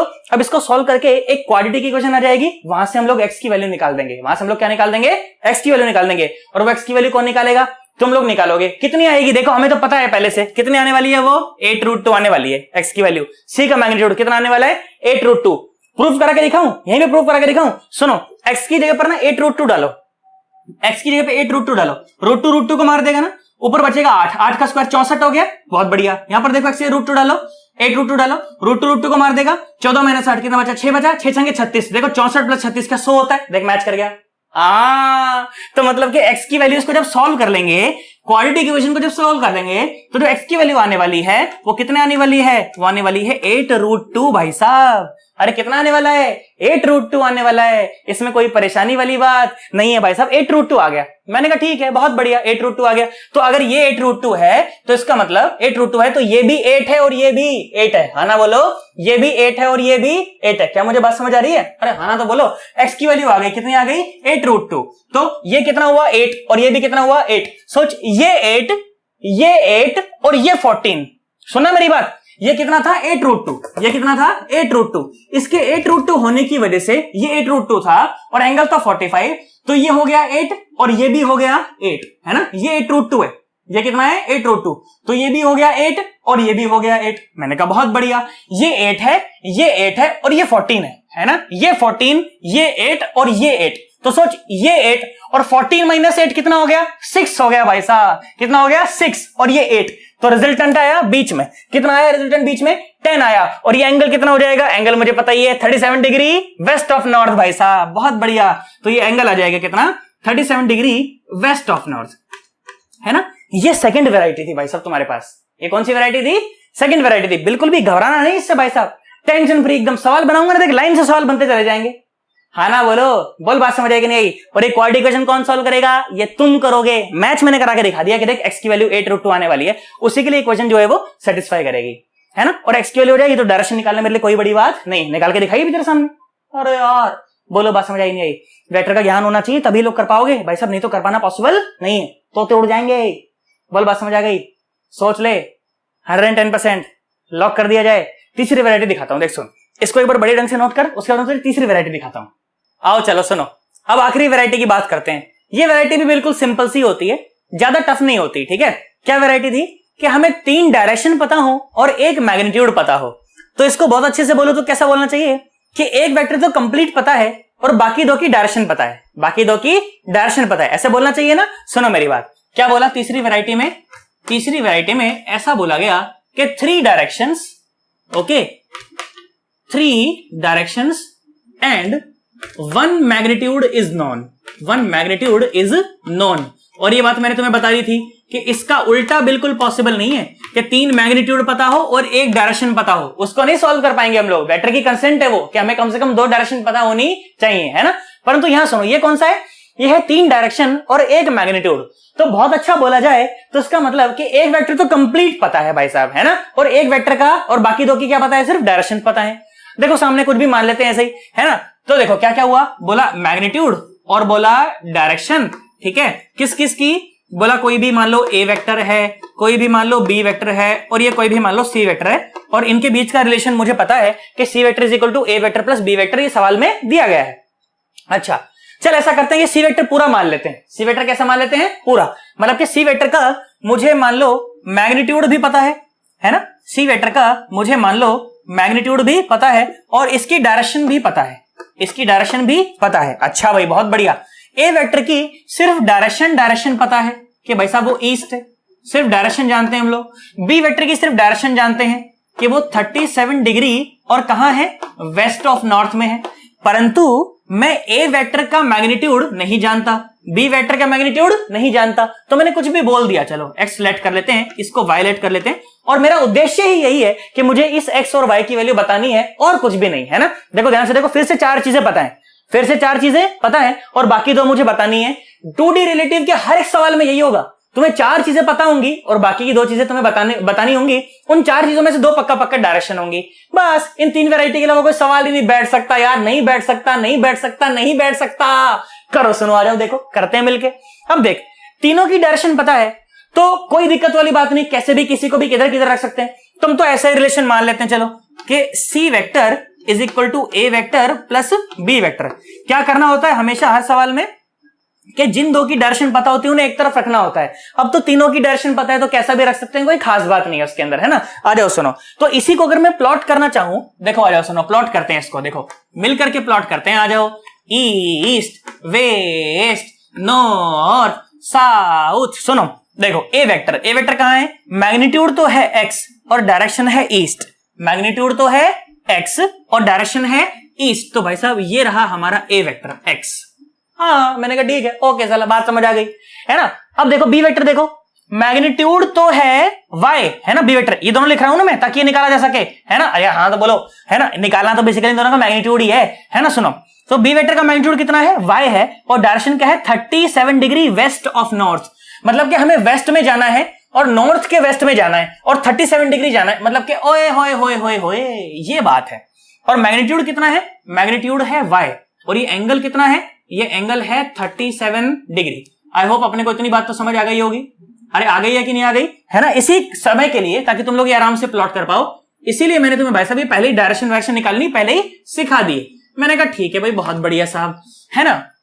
नॉर्मल सी बात है। सुन, एक्स इस तरफ है, वाई इस तरफ है, तो इनका रिजल्टेंट इनके बीच में, मतलब कहीं तो यहां आना चाहिए, है ना। एक्स यहां है, वाई यहां है, इनका जो मैग्नीट्यूड है वो यहां आना चाहिए, रिजल्टेंट यहां आना चाहिए। और रिजल्टेंट कितना आएगा? 8√2 नॉर्थ ईस्ट। हमें पता भी है भाई साहब यहीं आ रहा है, दे रखा है अपने को, है ना। तो अपने को तो बस एक्स और वाई की वैल्यू बतानी है। मैंने कहा ठीक है, ओके कोई बात नहीं, बता देंगे, है ना। सुन देख, ध्यान से देख, तो करते हैं बेटा। देख, अगर ये वाई है ना, ये वाई है, और ये जो एंगल है ना बीच में, ये नॉर्थ के साथ वाई का जो एंगल है, ये नॉर्थ और ये वाई, तो इनका जो एंगल है, ये एंगल कितना है? 37 डिग्री। कितना है? 37 डिग्री। तो इस दिशा में वाई का cos 37 और यहां पर वाई का sin 37। तो मतलब कि ये जो कंपोनेंट आया वाई का, ये जो कंपोनेंट आया, ये आया 4y और बाय 5, और ये जो कंपोनेंट आया इधर, ये आया 3y/5, है ना, 3y/5। सोच, 4y/5 यहां, 3y/5 यहां और x यहां, तो क्या मैं इसको ऐसा बना सकता हूं? ऐसा बना सकता हूं? 4y/5 तो ऊपर, 4y/5 तो ऊपर, और इधर कितना आ गया? इधर आ गया x माइनस 3y/5। ये बात भाई साहब, x माइनस 3y/5, और जो रिजल्टेंट आएगा इनके बीच में, ये आएगा, ओए खुपात साला, ये आ गया है ना। और रिजल्टेंट कितना है? दे रखा है 8√2 और नॉर्थ ईस्ट, मतलब कि ये एंगल 45 है, मतलब कि एंगल कितना है? 45 है, और कितना है? 8√2 है ना। ये कितना है? 8√2 है। तू सोच करके देख बेटा, सबसे पहली बात कि अगर किन्हीं भी दो वेक्टर का रिजल्टेंट बिल्कुल बीच में आता हो, है ना, दो वेक्टर है मान लो, ये x माइनस 3y/5, ये 4y/5, इनका रिजल्टेंट अगर बिल्कुल बीच में हो तो इसका मतलब कि दोनों का मैग्नीट्यूड बराबर है। हमें वेक्टर का ज्ञान है तो हमें बात पता होगा, है ना। एक बहुत पसीने आ जाते हैं यार, गर्मी इतनी ज्यादा हो रही है, और तुम्हें बता दूं रात के 10:30 हो रहे हैं इस समय भाई साहब, है कि नहीं? तुम्हें, मुझे नहीं पता तुम लोग सो रहे हो इस समय या पढ़ रहे थे जब मैं ये वीडियो बना रहा था, परंतु 10:30 हो रहे हैं, और कम से कम भी नहीं तो 12 बज जाएंगे ये काम वाइंड अप करते करते, है ना।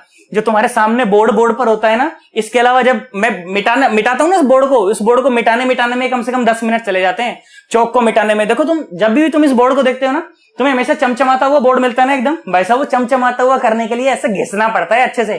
कभी तुम्हें बिहाइंड द सीन दिखाऊंगा, देखना कभी, फिर कभी बात करेंगे, अभी तो आप थोड़ा पढ़ाई वढ़ाई कर लेते हैं, है ना। कभी तुम्हें बिहाइंड द सीन दिखाऊंगा ना, तब तुम्हें पता चलेगा भाई साहब क्या होता है यहाँ पर, है ना। एक ये वीडियो बन जाएगी, है ना, इसको शूट करने में लगभग 3 घंटे का टाइम लग जाएगा। 1.5 घंटे की एक वीडियो को शूट करने में कम से कम भी नहीं तो 2.5 से 3 घंटे का टाइम लग जाएगा। फिर एडिटिंग में भाई साहब और 4 घंटे खराब हो जाएंगे, 4 घंटे लग जाते हैं कम से कम एडिटिंग में, जिसमें 1 घंटे मेरा काम होगा, उसके बाद सिस्टम उसको प्रोसेस करके निकालेगा, तो 4 घंटे उसको एडिट करने में चले जाएंगे। फिर थंबनेल बनाओ, उसका फिर डिस्क्रिप्शन लिखो, टैग लिखो, ये करो वो करो, बहुत टाइम लगता है भाई साहब, बहुत मेहनत वाला काम होता है। परंतु चीज जो है ना वो लगा के रखती है, वो ये होती है कि वो जो आप लोगों का जो प्यार है ना, आप लोगों की जो रिक्वेस्ट आ रही होती है वहां से कि सर ये करवा दो, सर वो करवा दो, ये करवा दो, ऐसा लगता है यार बच्चे तो यार बड़ा प्यार करते हैं यार, बहुत पसंद करते हैं। और जब ऐसा लगता है तो फिर काम करने का मन कर जाता है। नहीं तो तुम देखो सुबह से शाम तक भाई साहब पढ़ाने के बाद, सुबह 8 बजे से लेकर के और शाम को 5-6 बजे तक पढ़ाने के बाद, लगातार पढ़ाने के बाद आदमी का जो शरीर होता है ना वैसे वो एकदम टूट चुका होता है, परंतु वो आप लोगों का जो प्यार है ना वो खींच ले आता है यार, है ना। छोड़ो, देखो ध्यान से देखो, तो क्या बोला मैं बोला कि मान लो दो वेक्टर है, उनका जो रिजल्टेंट है ना वो बिल्कुल बीच में है, तो अगर बीच में इसका मतलब कि दोनों वेक्टर का मैग्नीट्यूड बराबर है, दोनों वेक्टर का जो मैग्नीट्यूड है वो बराबर है, तभी तो बीच में आएगा, और नहीं तो बीच में आना पॉसिबल नहीं है। अच्छा, तो जब ये एंगल 45 दिखा तभी मैं ये बात कह पाया, क्या कह पाया मैं ये बात कह पाया कि 4y/5 is equal to x minus 3y/5, इधर आएगा तो जुड़ जाएगा, तो x is equal to basically 7y/5, या y इज इक्वल टू हम लोग कह सकते हैं 5x/7, है ना, y is equal to 5x/7। बोल, बात समझ आ गई? पक्का सोच ले और सुन दे, ये मैग्नीट्यूड मुझे दे रखा है 8√2। 8√2 का मतलब है कि ऊपर की तरफ भी 8 और नीचे की तरफ भी 8, हाँ ना बोलो, तभी तो 8√2 आएगा। इसका मतलब कि ये 4y/5 कुछ भी नहीं है, 8 है भाई साहब, हाँ ना बोलो भाई साहब, बराबर है ना, ऊपर भी 8 और नीचे भी 8, तो ये जो 4y/5 है दिस इज नथिंग बट 8, है ना। 4y/5 is nothing but 8। I hope तुमको वेक्टर पढ़ा है यार तुमने, इसीलिए मैं बोला था कि वेक्टर नहीं पढ़ रखे हो तो भाई साहब फिर छोड़ दो इस वीडियो को यहीं पर, है ना। तो जो 8√2 कितना ऊपर 8 है ना, तो ये 4/5 इज नथिंग बट 8। ध्यान से देख, 4 एकम 4, 4 दूनी 8, तो y कितना आ गया? y आ गया 10 भाई साहब, 10। देख दोनों में से एक चीज आ गई, y आ गया। अब x भी निकाल देते हैं, रिलेशन तो निकाल करके बैठा हूं, x कितना आ जाएगा? देखो 10 है ना, तो कितना आएगा ये भाई साहब? सही करा ना मैंने, कुछ गलती तो नहीं करी? देख लो एक बार, 4 और 3 7, हाँ सही चल रहा है 4/5, हाँ ठीक है। y की वैल्यू आ गई 10 आ गई ना, y की वैल्यू आ गई 10, बहुत बढ़िया साहब। तो 10 आया तो 5 दूनी 10, तो 7 दूनी 14, x कितना आ गया? x आ गया भाई साहब 14, x आ गया 14। तो देखो x और y की वैल्यू निकाल दी। ये थर्ड वेराइटी होती है ना, जिसमें तीनों डायरेक्शन तो हमें पता है पर दो मैग्नीट्यूड हमें नहीं पता था, तो वो दोनों मैग्नीट्यूड मैंने वेक्टर का इस्तेमाल करके सॉल्व कर लिया। और 2D रिलेटिव के हर एक सवाल में भाई साहब, हर एक सवाल में यही करना है। बोल, बात समझ आएगी नहीं? पक्का अब कुछ सवाल करा देता हूं तुम्हें, शिप वाले सवाल करा देता हूं, कार वाले सवाल करा देता हूं, तो बोलेगा ऐसा है तो क्या ऐसा है, तो बात है अपने को यार। बोल, बात समझ आएगी नहीं आई? पक्का तो सारे सवाल हो जाएंगे, अब देखना, ठीक है। चलो एक बार इसका अच्छा सा स्क्रीनशॉट लो, उसके बाद फटाफट से अपन चर्चा को खत्म करेंगे आज, है ना। करो, आओ बेटा, चलो अब चर्चा को आगे बढ़ाते हैं और एक बढ़िया सा सवाल मैं तुम्हें कराता हूं। अभी जो मैंने तुम्हें 3 वैरायटी दिखाई ना, अब देखो सारे के सारे सवाल इन्हीं से बनने वाले हैं, चाहे वो 2 कार वाली प्रॉब्लम हो, चाहे वो दो शिप वाली प्रॉब्लम हो, चाहे वो किसी भी डायरेक्शन में चल रहे हो, भाई साहब तू आज के बाद कैसा भी सवाल सॉल्व कर पाएगा, तो बस देखता चल। आ जाओ चलो सुनो मिलके करते हैं। देखो अब देखो तुम्हारे स्क्रीन पर देखो तुमको एक क्वेश्चन नजर आ रहा होगा, है ना। चलो मिलके पढ़ते हैं। देखो क्या कहता है, ये कहता है, मैं यहां पर फोन में पढ़ता हूं, तुम लोग स्क्रीन पर पढ़ो, ठीक है। क्या कहता है, बोलता है कि a car A is moving with speed 7 metre per second. कोई कार है, ए नाम दे दिया उसका, उसकी स्पीड दे दी अपने को 7 मीटर पर सेकेंड और उसकी डायरेक्शन भी दे रखी है, बोला नॉर्थ डायरेक्शन में मूव कर रही है वो। मैंने कहा ठीक है। फिर बोला कि another car B is moving with the same speed, वो भी उसी वेलोसिटी से चल रही है। ऐसा नहीं सेम स्पीड नहीं बोला, बोला सम स्पीड, है ना, सेम नहीं है, सम है ना। Another car B is moving with some speed at 37 degree of north east, है ना, वो 37 डिग्री नॉर्थ ईस्ट पर मूव कर रही है, उसकी रफ्तार मुझे पता नहीं है। मैंने कहा ठीक है। फिर क्या बोला, बोला कि फॉर द ड्राइवर बी, जो बी कार है ना उसका जो ड्राइवर है ना, car A appears to B north west. जब वो कार ए को देखता है तो उसे लगता है कि यार ये तो नॉर्थ वेस्ट में जा रही है ना। तो बोला गया कि find out the speed of car B, है ना, कार बी की हमें स्पीड बतानी है जो कि हमें नहीं दे रखी थी, and the speed of car A with respect to B, माने कि VAB बताना है अपने को, VAB कार जो ए है उसकी स्पीड बतानी है V के रिस्पेक्ट में। अब तू सोच करके देख, तुझे यहां पर फिर से 4 चीजें दी हुई हैं और तुझे 2 चीजें बतानी है। देख, कार ए की मुझे रफ्तार दी गई है, मैग्नीट्यूड पता है, डायरेक्शन भी पता है। कार बी का जो वेलोसिटी है ना उसका सिर्फ डायरेक्शन पता है परंतु मैग्नीट्यूड नहीं पता है ना। और कार जो VAB जो रफ्तार है, जो ड्राइवर बी देख रहा है ए को, उसकी भी सिर्फ डायरेक्शन पता है, मैग्नीट्यूड नहीं पता है। तो 2 मैग्नीट्यूड नहीं पता और तीनों डायरेक्शन पता है ना। कौन सी वैरायटी हो गई, ये थर्ड वाली वैरायटी हो गई जो अभी भी कराई थी, है ना। आ जाओ सुनो, चलो उसे फाइंड आउट करते हैं और मिल करके सॉल्व करने का उसे प्रयास करते हैं, ठीक है। सुनो, तो हमारे पास क्या क्या चीजें हैं यहां पर, भाई क्वेश्चन को सॉल्व करते हैं। आ जाओ सुनो, स्टेटमेंट तो तुमने देख ली स्क्रीन से, है ना। देखो फिर से, मैग्नीट्यूड और डायरेक्शन, और क्या क्या वेक्टर्स है हमारे पास। हमारे पास एक है वेलोसिटी ऑफ कार ए, है ना, एक है हमारे पास वेलोसिटी ऑफ कार बी, एक है हमारे पास velocity of car A with respect to B, है ना, उसी की बात कर रहे हैं ना सवाल में। अब सुन देख ध्यान से देख, तो car A is moving with the speed 7 metre per second, मतलब कि हमें इसका मैग्नीट्यूड पता है, 7 मीटर पर सेकेंड है, बहुत बढ़िया। टुवर्ड्स द नॉर्थ, हमें इसकी डायरेक्शन भी पता है, ओके, बहुत बढ़िया। And another car B is moving with some speed, नहीं पता भाई साहब, एक्स मान लो, पता ही नहीं है, लेट कर लेते हैं, बहुत बढ़िया, है ना। और किस डायरेक्शन में, 37 degree north of east, 37 degree north of east, ठीक है। फिर बोला कि driver B, for driver B the car A appears to B north west. अच्छा, तो VAB जो है उसकी डायरेक्शन है नॉर्थ वेस्ट, बहुत बढ़िया, है ना। और इसका मैग्नीट्यूड भी हमें पता नहीं है, इसे हम लोग Y बोल देते हैं, है ना। अब बस ये सवाल किसका बचा है, अभी सवाल वेक्टर का बचा है और थर्ड वैरायटी वाला सवाल है। अब क्या बताऊं इसके अंदर, तुम्हें खुद ही आता है सब कुछ सॉल्व करना, है कि नहीं। हमें कुछ नहीं आता, करवा दो, हमें करवा रहा हूं। देखो एक सवाल में कराऊंगा ऐसा, उसके बाद तुझसे कराऊंगा फिर एक सवाल ऐसा, है ना, तू करियो फिर उस सवाल को, है ना। सुन मेरी बात बेटा, जो VAB होता है, velocity of car A with respect to B, वो होता क्या है, वो ये होता है velocity of car A minus velocity of car B, है ना। अब रूल क्या कहता है, रूल कहता है कि जिन 2 की डायरेक्शन पता हो उन्हें एक तरफ रख लो और बाकी को एक तरफ रख लो। तो अब तो वैसे भी तीनों की डायरेक्शन पता है, तो कैसे ही रहने दो, कैसे ही रहने दो, क्या फर्क पड़ता है, उससे कोई फर्क पड़ने वाला नहीं है। परंतु ये जो माइनस का साइन है ना, इसको अगर उधर ले जाऊंगा तो प्लस का बन जाएगा, तो जोड़ा तोड़ी करने में आसानी हो जाएगी, है ना। तो मैं यहां से VA निकाल लेता हूं। सर क्यों, सर VA क्यों निकाल रहे हो, सर ऐसे ही सॉल्व कर लो, ऐसे भी कर सकते हैं सॉल्व, सही आंसर आएगा, बिल्कुल कोई दिक्कत नहीं है, परंतु मुझे रिजल्टेंट निकालने में थोड़ी आसानी हो जाएगी। सर आपको कैसे पता, प्रैक्टिस से पता है भाई साहब, है ना। ध्यान से देखो, तो VA क्या आया, देख यहां से आया।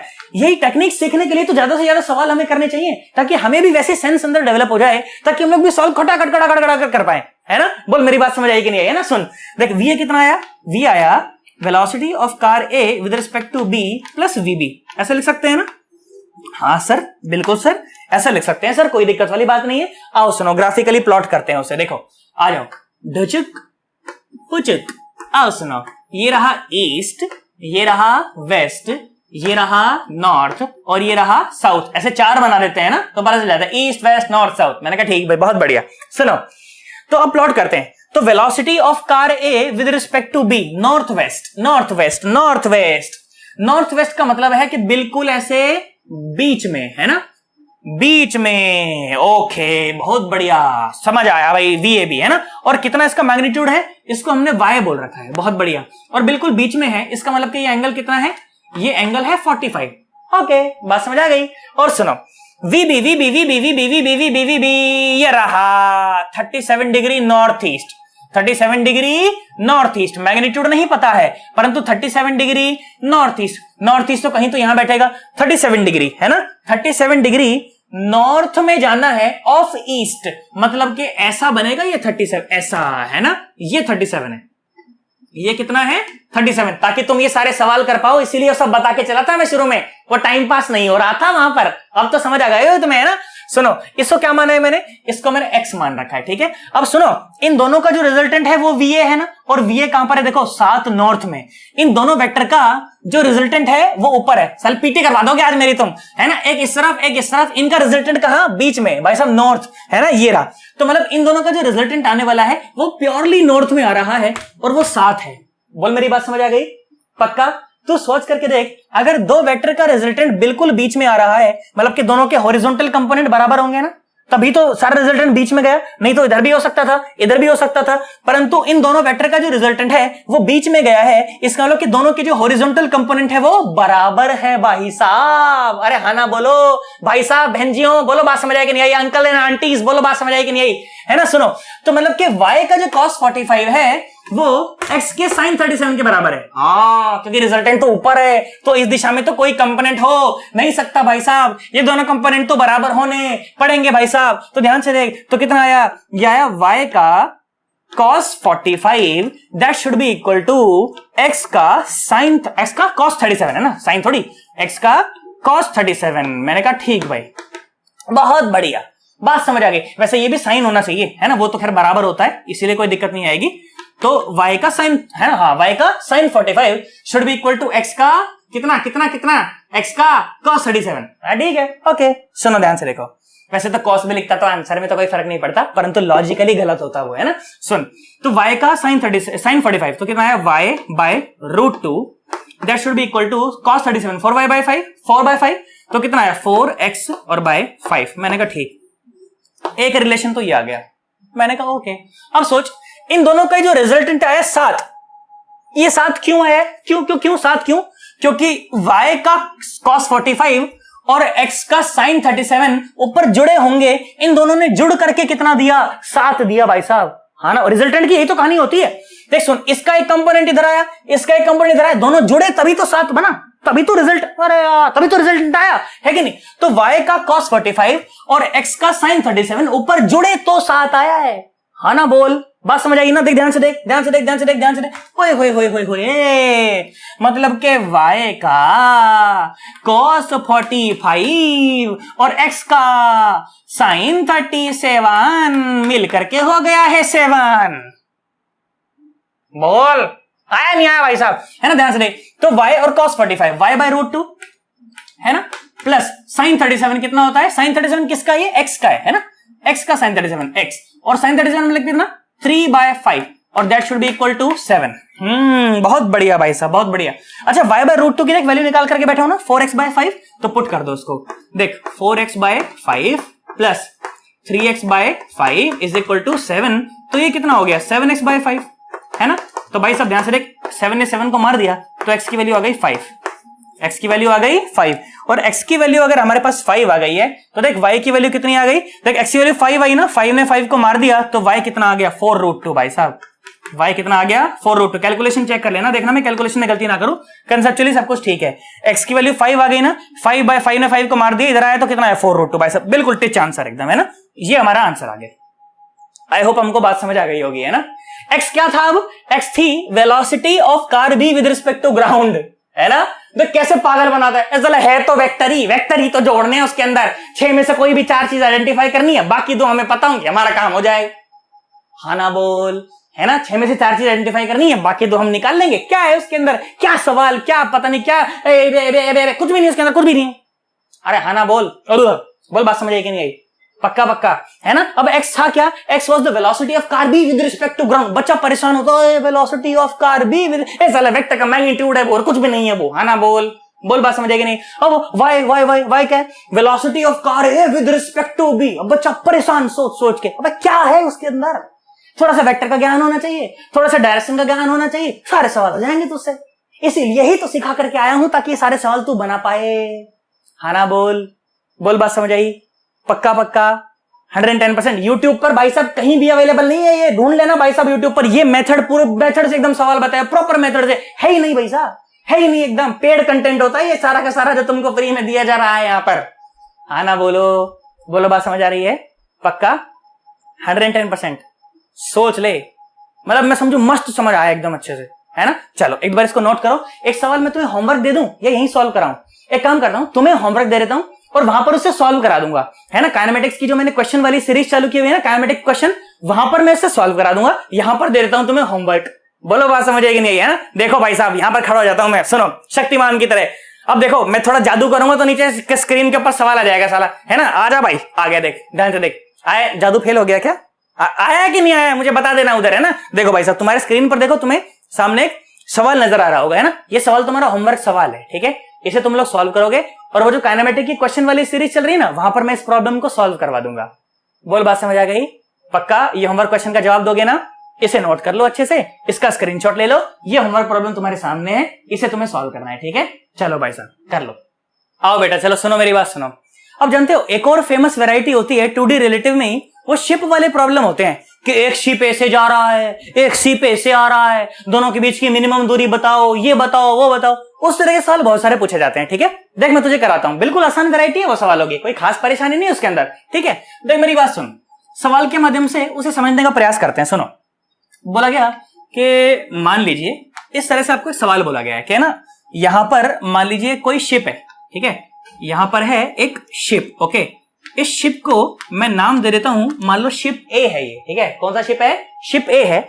और ये ऐसे जा रहा है, उई आ ऊ, ऐसे उई, ये जा रहा।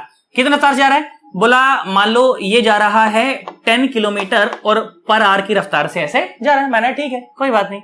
फिर बोला, पता क्या बोला? बोला कि यहां पर एक और शिप है, ठीक है। यहां पर बोल दिया गया कि एक और शिप है और इसको बोल दिया गया शिप बी। क्या बोल दिया गया? शिप बी, है ना। और ये शिप बी है ना, ये इस ऐसे आ रहा है ना। ये बिल्कुल ऐसे आ रहा है, ऐसे ऐसे ऐसे। कैसे आ रहा है? इसकी रफ्तार कितनी है? बोला गया इसकी जो रफ्तार है वो है मान लो 10 किलोमीटर पर आवर। बिल्कुल सेम रफ्तार है इसकी भी, है ना। इसकी 10 किलोमीटर पर आवर इधर, इसकी 10 किलोमीटर पर आवर इधर। और बोला गया इन दोनों के बीच की जो दूरी है ना, चौक टूट गया भाई साहब, हो गया नुकसान। लो, इन दोनों के बीच की जो दूरी है ना, वो भी कितनी है? वो भी है मान लो 10 किलोमीटर, वो भी है मान लो 10 किलोमीटर। अब पता है सवाल क्या बोला गया? सवाल बोला गया कि find out the minimum distance between these two ships, ठीक है। अभी बहुत बार पूछे गए, जे मेंस में पूछे गए, नीट में पूछे गए, है ना। बहुत बार सवाल पूछा जाता है, बिल्कुल स्टैंडर्ड क्वेश्चन है, अपने को आना चाहिए, ठीक है। क्या क्वेश्चन पूछा गया कि find out the velocity, find out the velocity of, velocity नहीं, वेलोसिटी निकाल के क्या करोगे, है ना। सुनो, हालांकि वो इंटरमीडिएटरी निकालनी पड़ेगी अपने को, है ना। वो नहीं निकलवा रहा मैं, इंटरमीडिएटरी आई जाएगी वो तो अपने आप। अपन तो सवाल के ऊपर ध्यान देते हैं। मेन के सवाल बोला गया find out the minimum distance, find out the minimum distance between the two ships, between the two ships, ठीक है। ये अपने को क्वेश्चन ऐसे बोला गया, ठीक है। तो वेलोसिटी वाला तो इंटरमीडिएटरी आ जाएगा, कोई बात नहीं। मैं नहीं बता रहा भाई साहब, है ना। सुनो यहाँ देखो, पहले नहीं बताने का, है ना, उससे वो खराब हो जाता है, उसका सस्पेंस खराब हो जाता है, ठीक है। सुनो, तो बोला एक शिप इधर आ रहा है 10 किलोमीटर पर आवर से और एक शिप नीचे आ रहा है 10 किलोमीटर पर आवर से। उन दोनों के बीच की जो इनिशियल दूरी है, जब ये मेजरमेंट देखी गई तो बोला गया 10 किलोमीटर उन दोनों के बीच की मिनिमम दूरी। हाँ ठीक है, बोला गया, ठीक है। अब बोला गया कि इन दोनों के बीच की जो मिनिमम दूरी रह जाएगी ना, वो मिनिमम दूरी अपने को बतानी है, ठीक है। अटेम्प्ट करना चाहोगे एक बार? रुक जाऊं मैं यहाँ पर, मैं खड़ा होकर गाना गा लेता हूं और तब तक तुम लोग सवाल कर लो, ठीक है। करो करो करो, शाबाश करो। ये मेरा दीवानापन है या मोहब्बत का सुरूर, तू न पहचाने मुझे तो। हाँ, ये चल रहा है, रो रहा है, इसका कुछ नहीं पता है, कैसा पंखा है ये पता नहीं। खैर, हुआ तुमसे? पक्का? देख मेरी बात सुन, थोड़ा सोचा होगा तो अच्छी बात है, नहीं सोचा मैं बताता हूं। देख फिर से ना, मेरे साथ प्रॉब्लम यही है, तू याद कर वो जो स्टोन वाली प्रॉब्लम मैंने तुझे कराई थी ना, 1D रिलेटिव में कराई थी, मोशन अंडर ग्रेविटी में, ये कुछ कुछ उसी प्रकार की बात है। मेरी बात सुनना जरा ध्यान से। बस उसमें क्या था कि दोनों जो है ना सेम प्लेन में थे, है ना, सेम ही उनके ऐसा हो रहा था, मोशन एक ही प्लेन में था, है ना, एक ही लाइन में मोशन था, तो मेरे लिए सॉल्व कर पाना आसान था। यहाँ थोड़ा सा जो है हल्का सा डिफिकल्ट हो गया है, परंतु कोई डिफिकल्ट नहीं है, खास बात नहीं कुछ अंदर को। सुन मेरी बात, सुन ध्यान से देख। मैंने देखा, मैं कहा यार दीपक यार दोनों पार्टिकल मूव कर रहे हैं यार, इससे तो यार गड़बड़ हो जाएगी बहुत ज्यादा, ऐसे तो प्राण निकल जाएंगे यार, तो क्या करें। बोला कि find out the minimum distance between the two ships. अब मेरी बात सुनियो, ध्यान सुनियो, ध्यान सुनियो। शिप ए कितना चला ये फ्रेम पर डिपेंड करता है। हाँ बिल्कुल, शिप ए कितना चला ये फ्रेम पर डिपेंड करता है। हाँ करता है भाई साहब, बिल्कुल करता है। शिप बी कितना चला ये भी फ्रेम पर डिपेंड करता है कि कितना चल रहा है भाई साहब वो टाइम के साथ साथ, फ्रेम पर डिपेंड करता है। हाँ करता है बिल्कुल। परंतु दो पार्टिकल के, दो कार्स के, दो शिप के बीच की दूरी वो फ्रेम पर डिपेंड नहीं करती। बोलो बताया था कि नहीं बताया था तुम्हें? इससे पिछले वाले वीडियो में जब से सबसे पहली वीडियो बताई गई थी रिलेटिव वेलोसिटी की, उसमें ये बातें बताई गई थी कि सिर्फ दो ही चीजें ऐसी होती हैं जो फ्रेम पर डिपेंड नहीं करती। पहली तो क्या कि distance between the two particles never depends upon the frame, और दूसरी चीज क्या बताई गई थी कि the time of the event, है ना, कोई इवेंट हुआ, तुम गिर गए, तुम्हें चोट लग गई, लाइट चली गई, पंखा गिर गया, ये हो गया वो हो गया, वो जो इवेंट हुआ है ना भाई साहब, बॉम्ब फूट गया, पार्टिकल टकरा गए, है ना, ये जो इवेंट ऑफ द टाइम होता है that also doesn't depend upon the frame.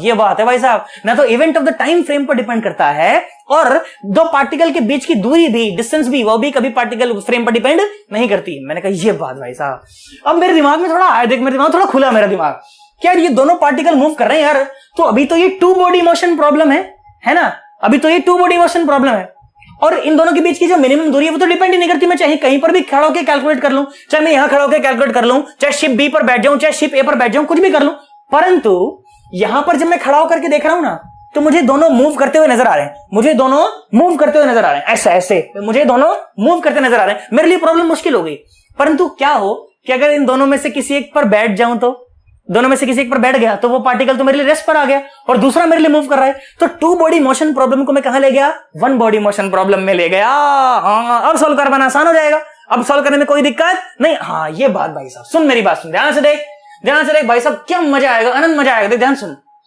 तुम ना कहां बैठो, तुम ए शिप पर बैठ जाओ, ठीक है, और वेलोसिटी ऑफ बी शिप निकाल लो विद रिस्पेक्ट टू ए, ठीक है। तो velocity of ship B with respect to A कितना आएगा, ये आएगा velocity of ship B minus velocity of ship A. ऐसा कर सकते हैं ना। सुनो, इधर वाली जो एक्सिस होती है आई मानी जाती है, ये जे माना जाता है, ऐसे ही होता है ना। देखो सुनो, आ जाओ, तो वेलोसिटी ऑफ शिप बी वो कितना है, वो है माइनस का 10 और साथ में जे कैप, क्योंकि नीचे की तरफ आ रहा है ना, ऊपर प्लस जे है तो नीचे क्या हो जाएगा, माइनस जे हो जाएगा।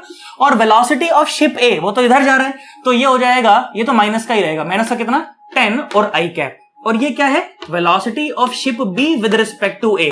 माने जब आप ए पर बैठ करके बी को देखोगे तो वो आपको ऐसा मूव करता नजर आएगा। देखो इसे प्लॉट करने का प्रयास करो, तो 10 आई मतलब इधर है ना, 10 जे मतलब कि इधर, अब डायरेक्शन की तो कोई बात नहीं, 10 मतलब के इधर, तो देखो रिजल्टेंट कितना आया, रिजल्टेंट आया देखो इतना, इस तरफ आया बिल्कुल बीच, ये बात भाई साहब, ये बात है ना। और ये कितना आया, ये आया 10√2, और ये भी 10 है, ये भी 10 है, तो एंगल कितना बनेगा, 45 डिग्री का एंगल बनेगा। तो बेटा जब अपन ए पर बैठकर बी को देखेंगे ना, तो शिप बी हमें ऐसा जाता नजर आएगा। ये बात देख सुना रहे, देखते हैं, आओ देखते हैं, चलो मिल करके देखते हैं। देखो है ना, ये था शिप ए, है ना, रुको ढंग से बनाते हैं इसको, है ना, अच्छे से बनाते हैं, साफ साफ बनाएंगे, सुंदर डायग्राम, बिल्कुल सुंदर सुंदर, आ जाओ, सुंदर सुंदर, प्यारा प्यारा, देखो है ना। मैंने बोला कि मान लो आप शिप ए पर बैठे हो, है ना, ये शिप ए था, ये शिप ए था, और आप इस पर बैठ गए, तो अब आपके लिए कैसा आ गया, ये रेस्ट पर आ गया, है ना। ये शिप ए था और आप बी को देख रहे हो, अब आप बी को देख रहे हो, ये दूरी कितनी है, ये दूरी तो है 10 किलोमीटर, ये दूरी तो है 10 किलोमीटर, आप इसे देख रहे हो, हाँ बिल्कुल देख रहे हो भाई साहब, मैंने कहा बहुत बढ़िया, है ना। अब जब आप इसे रेस्ट पर यहां पर मानकर इसे देख रहे हो, तो ये आपको देखो ऐसा चलता नजर आ रहा है, ऐसा ऐसा चलता नजर आ रहा है ना। रफ्तार कितनी है, रफ्तार है 10√2, हालांकि उससे मेरा कोई लेना देना नहीं, रफ्तार है 10√2, परंतु इससे लेना देना ना, लेना देना इससे है कि यहां से और 45 डिग्री के एंगल पर ऐसे चल रहा है, खूब साला ऐसे चल रहा है ना। तू सोच करके देख, तो शिप बी चल रहा है ऐसा और शिप ए रेस्ट पर है, तो इन दोनों के बीच की मिनिमम दूरी कब होगी। मिनिमम दूरी के लिए हम लोग क्या करते हैं, हमें पता है कि किसी लाइन पर अगर हम लोग परपेंडिकुलर दूरी ड्रॉ कर दें, परपेंडिकुलर ड्रॉ कर दें, तो वही तो मिनिमम दूरी होती है।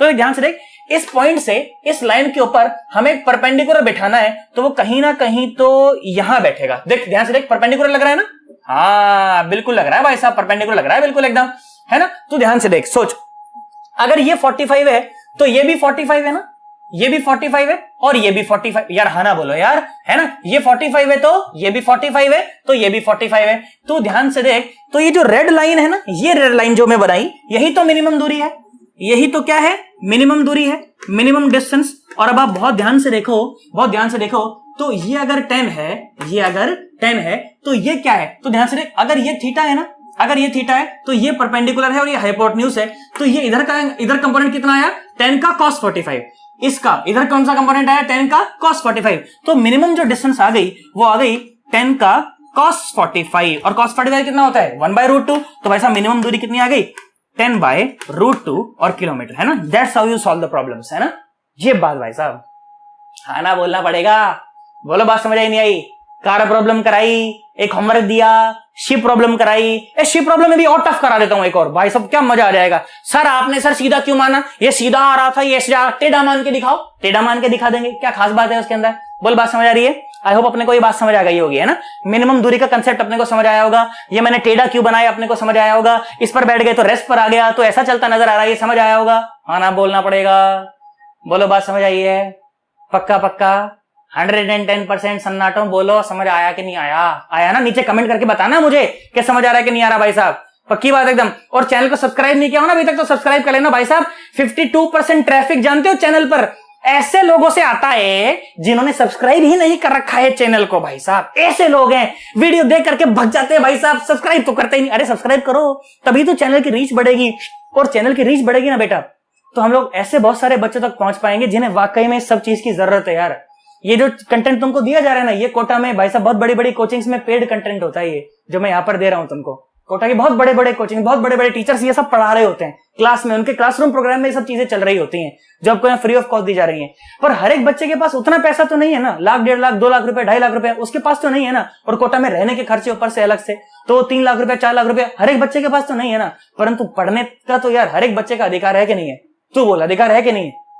तो इसमें जिम्मेदारी किसकी है, इसमें जिम्मेदारी है एक टीचर की और एक बच्चे की, है ना। एक टीचर की क्या जिम्मेदारी थी कि वो कंटेंट जो वहां पर 1.5 लाख रुपए, 2 लाख रुपए में दिया जा रहा था, मैंने यहाँ फ्री में दे दिया।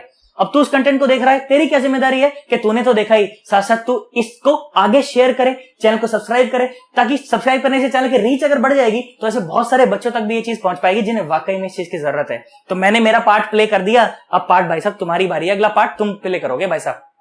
बोल बात समझ आ रही है कि नहीं आ रही, है ना। और जिम्मेदारियों से भागने वाला इंसान नहीं हूं मैं, और ना तुम्हें बनने दूंगा भाई साहब, करना जरूर है। बोल बात समझ आई कि नहीं आई, पक्का पक्का सोच ले।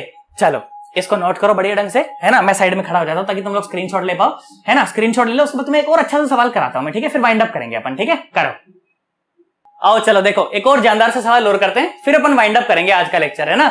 रिलेटिव में करने के लिए अभी बहुत कुछ है भाई साहब, कम से कम 2-3 लेक्चर और आ सकते हैं, है ना। सुनो मेरी बात, देखो ध्यान से देखो, और मैं कुछ भी कट शॉर्ट नहीं करूंगा, कहीं पर भी एडवांस लेवल का कंटेंट है ना उसको दबाऊंगा नहीं, तुम देखना कहीं पे भी नहीं दबाऊंगा भाई साहब। थोड़ा सा भी मेरे को लगेगा ना कि भाई साहब अगर मतलब टफ सवाल कई बार क्या होता है जानते हो, टीचर जो होता है ना टफ कंटेंट कई बार जानबूझ के छोड़ देते हैं, या कोई लगता है कि तो पेड में दिया जाना चाहिए यार तो फ्री में क्यों दूं, तो भाई साहब उसको छोड़ देते हैं।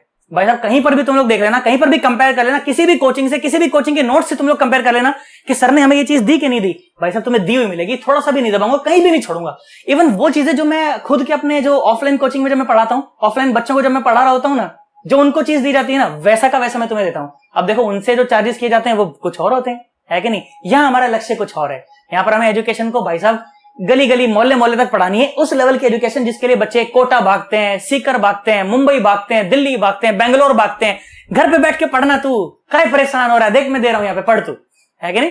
साथ में बुक क्या करनी है, बुक करनी है श्योरमा, साथ में सिंगेज उठा ले, बीएम शर्मा उठा ले, बस बहुत हो गया काम, फिजिक्स में इतना के लिए बहुत है, तेरा एडवांस हो जाएगा, कोई दिक्कत वाली बात नहीं है ना। आजा सुन देख मेरी बात सुन देख, क्या सवाल बोला गया, ये सवाल बोला गया कि मान ले कि ये था वही उसी तरह से बिल्कुल सेम डेटा लेता हूं, डेटा थोड़ा सा अलग होगा, सेम तो नहीं, सेम होगा तो सवाल ही नहीं सेम हो जाएगा, है ना। आ जाओ सुनो देखो ध्यान से देखो, लो भाई ये रहा, यहां पर है अपने पास बोला शिप ए है कोई भी, ओके, और शिप ए जो है ना वो आगे जा रहा है, ऐसे जा रहा है 5 किलोमीटर पर आवर की रफ्तार से जा रहा है। मैंने कहा ठीक है, और सुन देख यहां पर फिर से वही है, शिप बी है यहां पर, ठीक है, यहां पर है कोई शिप बी, मैंने कहा ठीक है। और अब देख शिप बी पहले से आ रहा था ना सीधा सीधा सिंपल सिंपल, देख अपन सिंपल सिंपल नहीं करते, मैंने बोला मान ले शिप बी ऐसे जा रहा है, ठीक है। शिप बी मैंने बोला मान ले ऐसे जा रहा है और कितनी रफ्तार से जा रहा है 5√2 और किलोमीटर और पर आवर से ऐसे जा रहा है, ठीक है। और कितने एंगल से जा रहा है बोला मान लो ये एंगल है 45, ठीक है, 45 डिग्री का एंगल है, ठीक है। और फिर से वही सवाल पूछ दिया गया तुम्हें, दोनों के बीच की दूरी बोला गया फिर से चलो 10 किलोमीटर ही मान लो, ठीक है, 10 किलोमीटर ही मान लो। सवाल वही पूछ दिया गया है ना कि फाइंड आउट, वेलोसिटी का तो इंटरमीडिएट है तो बीच में आ जाएगा, find out the minimum distance, find out the minimum distance between the ships, ठीक है।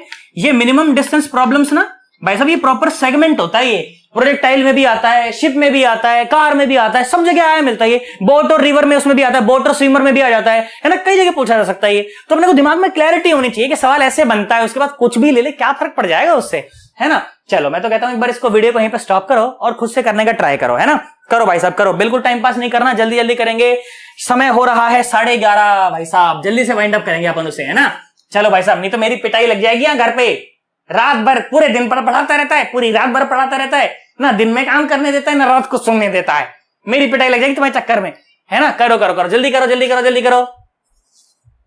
चलो हुआ, अप्रोच क्या थी कि भाई साहब अभी तो ये 2 बॉडी मोशन प्रॉब्लम है, अभी तो क्या है ये 2 बॉडी मोशन प्रॉब्लम है, इसको कहां ले जाएं, इसको 1 बॉडी मोशन प्रॉब्लम में ले जाएं। उसके लिए क्या करें, किसी भी एक शिप पर बैठ जाएं, या तो शिप बी पर बैठ जाएं या शिप ए पर बैठ जाएं और कैलकुलेशन कर लें, है ना। अब मेरी बात सुनो, आ जाओ, अपन क्या करते हैं कि अपन शिप ए पर बैठ जाते हैं। कहां बैठ जाते हैं, शिप ए पर बैठ जाते हैं, ठीक है। मेरी बात सुन, तो शिप ए पर अगर मैं बैठ जाऊंगा तो मुझे निकालना क्या है, मुझे निकालना है वेलोसिटी ऑफ ए। अच्छा ए पर तो मैं बैठ रहा हूं तो velocity of B with respect to A, है ना, ये निकालना पड़ेगा। तो ये क्या होगा, velocity of ship B minus velocity of ship A, है ना, velocity of ship B minus velocity of ship A. तो देख वेलोसिटी ऑफ शिप बी के 2 कंपोनेंट है, देख एक तो इस तरफ 5 और एक इस तरफ 5, है ना, तभी तो ये 5√2 हो रहा होगा, है ना, 5√2 है ना, ऊपर cos 45 इधर sin 45। तो वेलोसिटी ऑफ शिप बी के 2 कंपोनेंट हैं, एक तो -i में एक -j में। मेरी बात समझ आ रही होगी ना तुम्हें, पक्का पक्का। देखो मैं बना करके दिखाता हूं तुम्हें, सुनो देखो, velocity of ship B with respect to A. देखो वेलोसिटी ऑफ शिप बी क्या है, ये है -5i कैप और -5j कैप, और वेलोसिटी ऑफ ए क्या है, ये है 5i कैप, ये क्या है 5i कैप। तो velocity of ship B with respect to A ये कितना आ गया, ये आ गया -10i कैप और -5j कैप। आई होप बात समझ आ गई होगी। देखो प्लॉट करो, इसे प्लॉट करो, तो ये इधर तो आया 10, है ना, और नीचे आया 5, नीचे आया 5। बोल बात समझ आ रही है। तो रिजल्टेंट कहां आ रहा होगा, और अच्छा बना देते हैं, 10 है ना तो उसे बड़ा करते हैं इसे थोड़ा सा, है ना।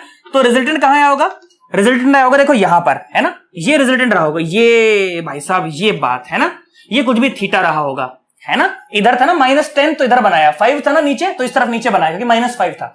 अब ये जो वेलोसिटी है ये कितनी है, पहली बात तो कितनी है भाई साहब, √10 + √5 का स्क्वायर। हालांकि मुझे उससे कोई लेना देना नहीं है, मेरे को पूछा ही नहीं कि find out the velocity of B with respect to A. मैं तुझसे पूछ सकता था यहां पर सवाल कि find out the velocity of B with respect to A, तो तू ये आंसर करता। हालांकि मेरा उससे कोई लेना देना नहीं है, मुझे तो सिर्फ ये बताना था कि शिप बी मूव कैसे कर रहा है। तो मूव भाई साहब ऐसे कर रहा है किसी भी एंगल थीटा पर, है ना, मतलब कि शिप बी जो है ना, शिप बी ऐसे जाने वाला है भाई साहब, जहां पर नेट वेलोसिटी होती है वहीं तो मूव करता है। पर ये ऐसा कब दिखेगा, जब आप शिप ए पर बैठ जाओगे, है ना। Velocity of B with respect to A, आप बी पर बैठ गए फिर बी को देख रहे हो, है ना, ए पर बैठ गए फिर बी को देख रहे हो कि कैसा है ना, बोल, है ना। आ जाओ सुनो, देखो प्लॉट करने का प्रयास करते हैं उसे, सुनना मेरी बात, ध्यान सुनना। तो मैंने बोला क्या बात है, लाइन सीधी नहीं खींच रही यार, बहुत देर हो जाती है पढ़ाते पढ़ाते तो लाइन सीधे खींचनी बंद हो जाती है, ये क्या लॉजिक है सर। हाँ ऐसा होता है भाई। देखो मैंने बोला मान लो, है ना, कुछ ऐसा था अपने पास ना, ये था शिप बी, ठीक है, शिप ए था, है ना, शिप ए था, शिप ए पर मैं बैठ गया तो ये मेरे लिए आ गया रेस्ट पर, ठीक है, ये मेरे लिए आ गया रेस्ट पर, और यहां पर मौजूद है वो शिप बी, ठीक है, यहां पर मौजूद है वो शिप बी, और ये जो दूरी है, दूरी कितनी है 10 किलोमीटर, दूरी कितनी है 10 किलोमीटर। बहुत बढ़िया साहब, मैंने कहा ठीक है बात समझ आ रही है। और ये ऐसे मूव कर रहा है, थीटा एंगल पर मूव कर रहा है ऐसे, है ना, ऐसे मूव कर रहा है, ऐसे ऐसे मूव कर रहा है, और कितने एंगल पर मूव कर रहा है, थीटा एंगल पर मूव कर रहा है, थीटा एंगल पर, है ना। ये बात वेलोसिटी निकाल सकता हूं मैं √10 का स्क्वायर + 5 का स्क्वायर।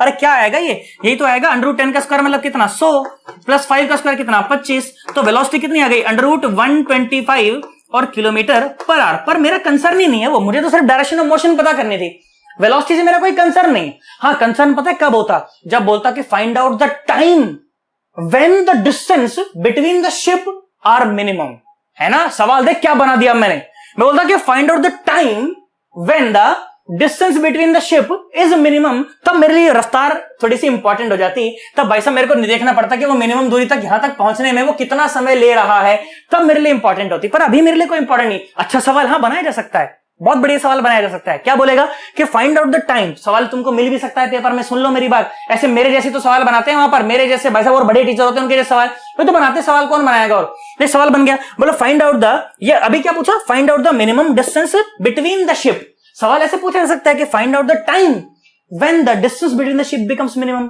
तो वहां पर ये रफ्तार फिर इंपॉर्टेंट हो जाएगी, ताकि अपने को पता चले कि भाई कितनी देर में वो दूरी ट्रेवल हो रही है, तो वो टाइम हम लोग निकाल लेंगे। बात समझ आ गई ना। अब मेरी बात सुन, तो शिप भी ऐसे मूव करने वाला है शिप ए के लिए, तो मिनिमम दूरी के लिए क्या करना पड़ेगा, इस पॉइंट से यहां पर एक परपेंडिकुलर बिठाना पड़ेगा ना, तो वो परपेंडिकुलर कुछ तो यहां बैठेगा। देख सुन ध्यान से देख, लग रहा है ना 90 जैसा, लग रहा है कि लग रहा है 90 जैसा। अब ये जो रेड लाइन है ना, ये रेड लाइन ही मिनिमम दूरी है, ये रेड लाइन ही क्या है, मिनिमम दूरी। सोच अगर ये थीटा है तो ये तो 90 माइनस थीटा है ना, कितना है 90 माइनस थीटा है। सोच ये 90 माइनस थीटा, ये 90, तो ये थीटा, तो ये थीटा। अब सोच ये जो मिनिमम दूरी है, ये जो रेड लाइन है, ये जो मिनिमम दूरी है, ये मिनिमम दूरी कितनी आई, यही 10 का कॉस थीटा, यही 10 का कॉस थीटा। पर सर ये थीटा कितना है, तो ध्यान से देख, तो इस ट्रायंगल में तो देख ध्यान से देख, तो 10 थीटा लगा ले, क्या लगा ले, 10 थीटा लगा ले। देख ये 10 है ना, और ये कितना है, ये 5 है, ये 5 है ना भाई साहब, अरे हाँ ना बोलो, ये 5 हो ये 10 हुआ, तो 10 थीटा लगाएगा। कहां लिखूं, यहां लिख देता हूं। देखो 10 थीटा कितना आ गया ट्रायंगल में, 10 थीटा आ गया 5/10, मतलब कि 1/2। 10 थीटा 1/2 आ गया, और मुझे वैल्यू चाहिए कॉस थीटा की, मुझे वैल्यू चाहिए कॉस थीटा की। सुनो मेरी बात, आ जाओ देखो बेसिक से सिखाता हूं तुम्हें, देखो ध्यान से देखो। 10 थीटा क्या होता है, 10 थीटा होता है perpendicular by base, perpendicular by base. तो हाइपोटेन्यूज कितना आ गया, हाइपोटेन्यूज आ गया √5। तो ध्यान से देख कॉस थीटा की वैल्यू कितनी आ गई, कॉस थीटा की वैल्यू आ गई 2/√5। कितनी आ गई, 2/√5। देखो मिनिमम दूरी आ गई है ना, मिनिमम दूरी कितनी आ गई, ये आ गई 10 और मल्टीप्लाइड बाय 2 और √5, मतलब कि 20/√5, 20/√5। कैलकुलेशन में देख लेना एक बार, मैंने कुछ झोलझाल ना करा हो, बाकी सब कुछ बिल्कुल एकदम सही है ना। ये आ गई मिनिमम दूरी, है ना, ये बात भाई साहब 20/√5। बोल बात समझ आई कि नहीं।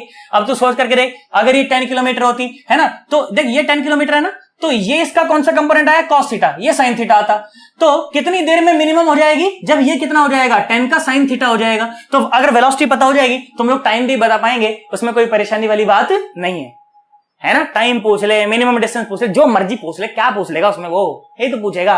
अब तू मुझे एक बात बता, क्या अपने को 2D रिलेटिव थोड़ी आसान लग रही है, मुश्किल तो नहीं लग रही 2D रिलेटिव, क्योंकि तो शुरुआत है भाई साहब, है ना। और देख जो बेसिक था ना उसका, जो जड़ थी उसकी, जो कंसेप्ट था, वो मैंने तुझे दे दिया। अब कितने ही वैरायटी के सवाल मैं तुझे कराऊंगा, मैं तुझे विंड एयरप्लेन प्रॉब्लम कराऊंगा, मैं रिवर बोट प्रॉब्लम कराऊंगा, मैं भाई साहब तेरे को प्रोजेक्टाइल वाले सवाल कराऊंगा, बहुत तो सवाल कराऊंगा, ढेरों सवाल करेंगे भी तुम लोग, है कि नहीं। बोल बात समझ आ रही कि नहीं आ रही है ना, घबराना नहीं उससे अपने को बिल्कुल भी, एकदम रेन मैन प्रॉब्लम करेंगे भाई साहब, बहुत तरह की प्रॉब्लम होंगी अभी तो, है कि नहीं। शुरुआत है तो बस, आई होप अपने को बात समझ आ गई। शुरुआत तो नहीं, वैसे तो काफी आगे हम लोग, ऐसा तो नहीं, शुरुआत है ना, बट आई होप अपने को बात तो समझ आई होगी यार। बोल आई है कि नहीं आई, सोच ले 110% एकदम पक्का मार्क कर दूं एकदम, है ना, ढंग से। अब यहां तक आ गए हो तो चैनल को सब्सक्राइब जरूर कर लेना। देखो रेड बटन दिख रहा होगा यहाँ पर नीचे, या कहीं तुमको देखो स्क्रीन पर लिखा हुआ नजर आ रहा होगा फन विद फिजिक्स, उसके ऊपर टुचुक ऐसे कर दो, हो जाएगा सब्सक्राइब, और बेल आइकन भी प्रेस कर लेना, ताकि नई वीडियो डालो तो तुम्हें पता चल जाए हाथ की हाथ, है कि नहीं, है ना। बाकी मैं ऐसी आशा करता हूं कि अपने को समझ आ गया होगा। नीचे कमेंट करके मुझे बताना कि समझ आया कि नहीं आया, पढ़ाया हुआ कैसा लगा वो भी मुझे बताना, ठीक है। बाकी अपन लोग मिलते हैं फिर किसी अगली वीडियो में, ठीक है। Bye bye, Tata.